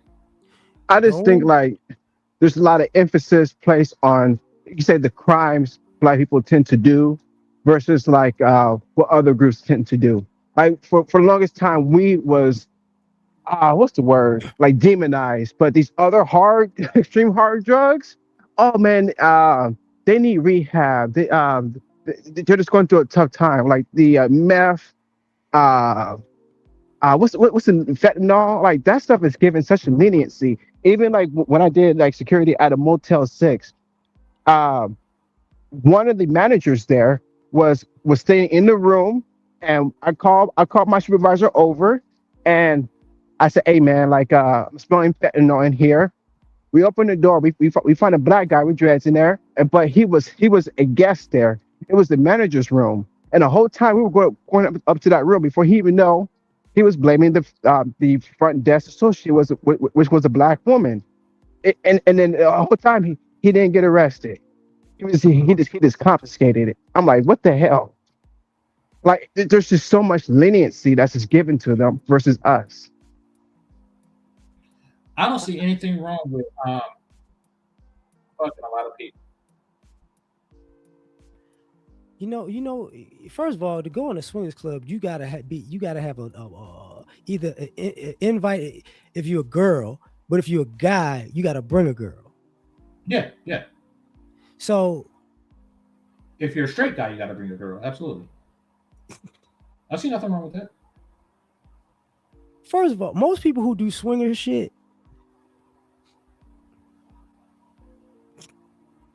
They got horror stories. There's sexual deviants who wind up with horror stories. What the fuck is a sexual deviant? You know exactly what a sexual deviant is. No, I don't. You just like Diddy. You just like R. Kelly. Since we doing this. No, okay. You just like okay. Epstein and them. No. I obey the law. However, if a man wants to piss on an adult female, that is his prerogative. So if I'm you just want like to be Bobby in a Brown room watching another man piss on another female, I don't want to watch that shit. But have I peed on a woman? Yes, and that is my damn business. If you want to go to a swingers club and look at other people's dicks and watch them fuck other people, I am looking at the pussy when I go.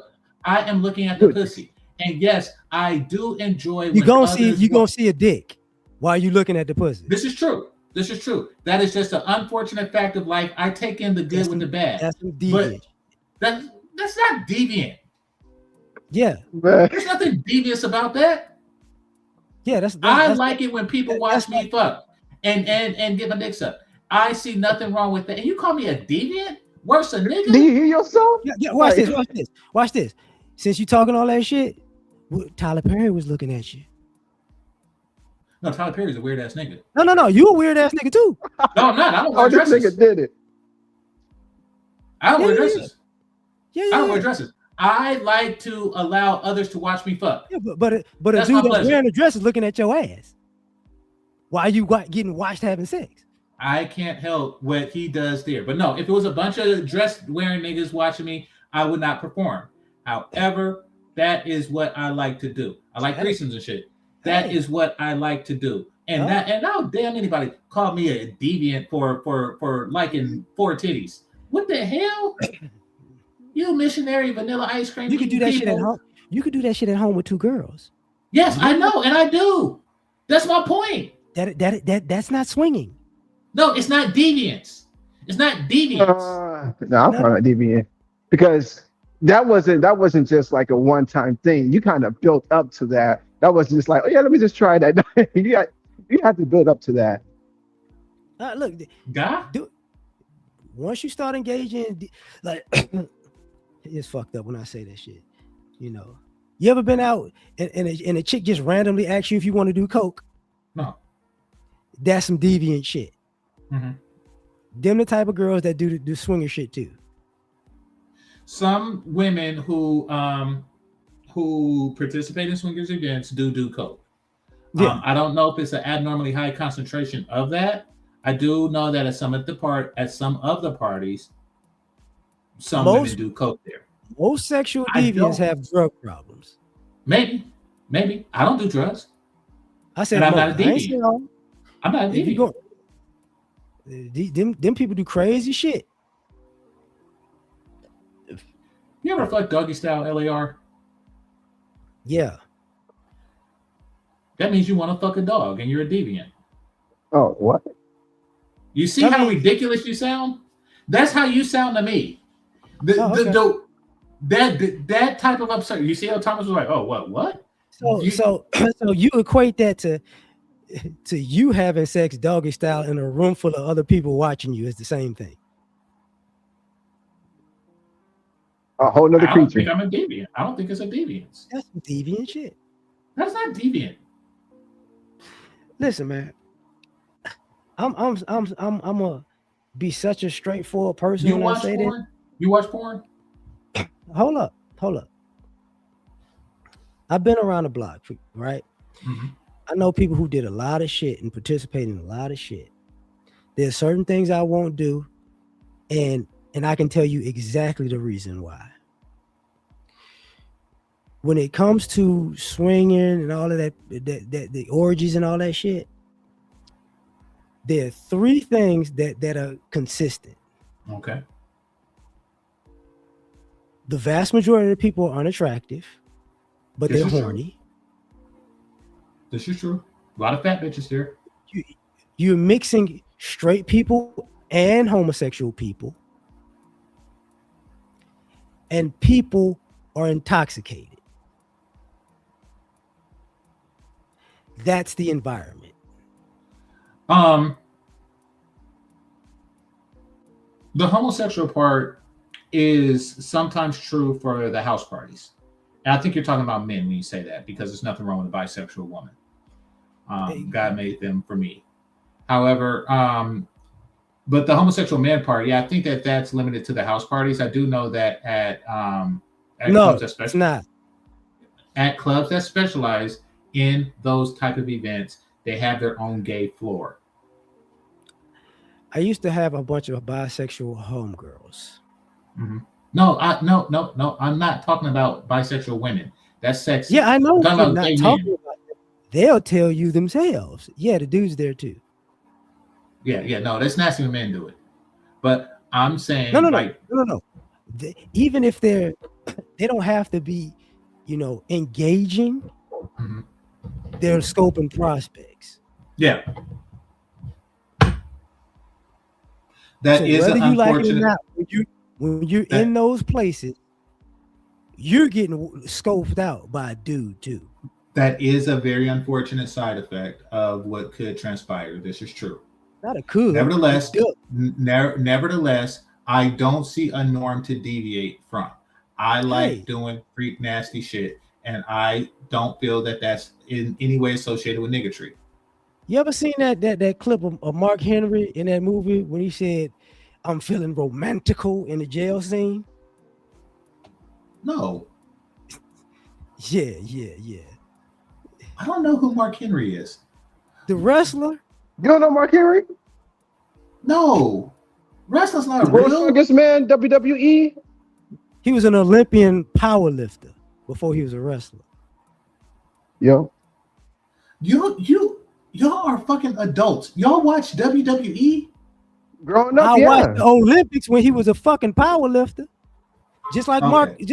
Kurt Angle was actually a fucking wrestler. Just like Brock Mhm. Lesnar was actually a fucking wrestler. Okay. Um, when they used to play at the Oakland Coliseum Arena when I was a kid, I would watch like Ultimate Warrior and Hulk Hogan and shit with my dad. I don't know who the new people are. The fact that y'all watch it as adults is very weird. And Did y'all you say ever the watch shit the I do 90? is deviant. Did you ever watch the 92 and 96 Olympics? Yeah, some of it. I didn't watch the weightlifting stuff. Mark Henry was in the 92 and 96 Olympics. Okay, well there you go. Okay, you get my point. Well, I see that you watch naked men flex their muscles, but go, yeah. Nobody's naked as a power lifter or as a They wrestler. got thongs on. I'm doing that, They man. Look, man. huh? You know what? I'm finna do you dirty, Game Changer. Just because you like Saucy Santana watching you have sex with a You woman put that shit on does me. not mean You that put you got that. only. It's not my He fault. started it. Okay, it's You not my fault. no, because you started that shit. Don't come Because at me like I started because the shit. Medea think you thick. Why you think You you getting a threesome on? Don't get mad no, at me. no. Listen, I can't Okay. control what another man thinks. Just like those power Now when lifters can't when control what now you when he think. slap his tip up against your ass, No, oh no, oh no, remember no, you like this devious mind. don't bring that Oh, you tip said business to me. Do I not was bring like that that. tip business. Don't bring that tip shit to me. No, Huh? no. Niggas understand. You Do not They gonna treat you like bring Nelly. your They fucking. gonna treat you like Do Nelly not. did that girl at the end of the video. You gonna What? swipe a card down your ass, but you gonna be all right. Do not touch me. Do not sweat on me. Do not breathe on me. No, you maintain Yeah, a respectable You're one distance. step away.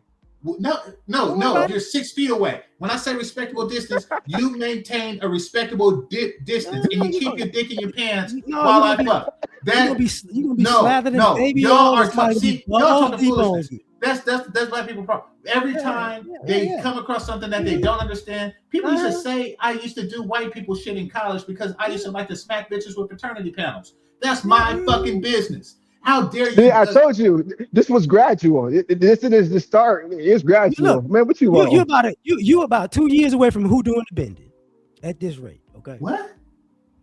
Oh yeah. Oh, you like jokes. You gonna have Janet Jackson asking you that question. Oh, so you doing the bending? Yeah, man.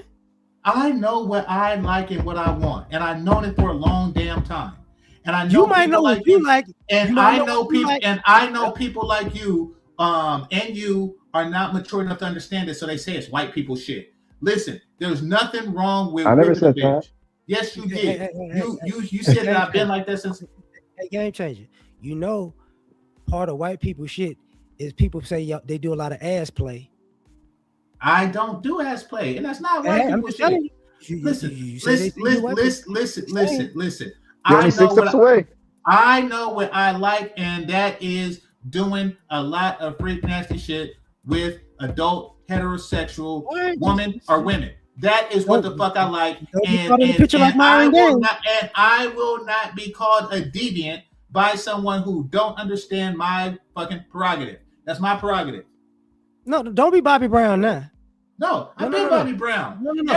Ever since he came out with that song, I knew what the fuck he was talking about because niggas was saying I was in white people shit. Even when I did it to black women. Listen, man, y'all it's okay. Close-minded. Y'all close-minded. Sexual deviant. What the fuck are you, an old white church? No, I'm the opposite. Shit. I'm the opposite. I'm open-minded and closed asshole. Okay? You're an open asshole. No. Open-minded. No. For you to assume that my dealings with my non-strap-on dealings with heterosexual women has something to do with my asshole is ridiculous. It's a stretch, just like an asshole. You're stretching your own asshole because you're guilty. You're guilty. You fear that's the problem. Y'all fear that y'all can't do certain stuff without bending over. You feel that once you sample a little bit of extra titty, that you'll just wind up bend over. Why does your sexual imagination end with you bending over? Because people that go to the swingers club, some of them get bent over. No, some niggas that go to prison get bent over. It's not the point. The point is that I know what I want, and it's not to get bent over. And I know what I want. I was about to do you dirty. I just a froggy style. That's what you want. I don't even know what that is, and I don't want to know. No, the point is that it's not deviant when you are me. Swingers clubs are deviant. It's not deviant. What are you, Mormon? What kind of shit is this? You talk about everybody else is talking white, and you like, oh no, you're not having good Christian loving. What the fuck?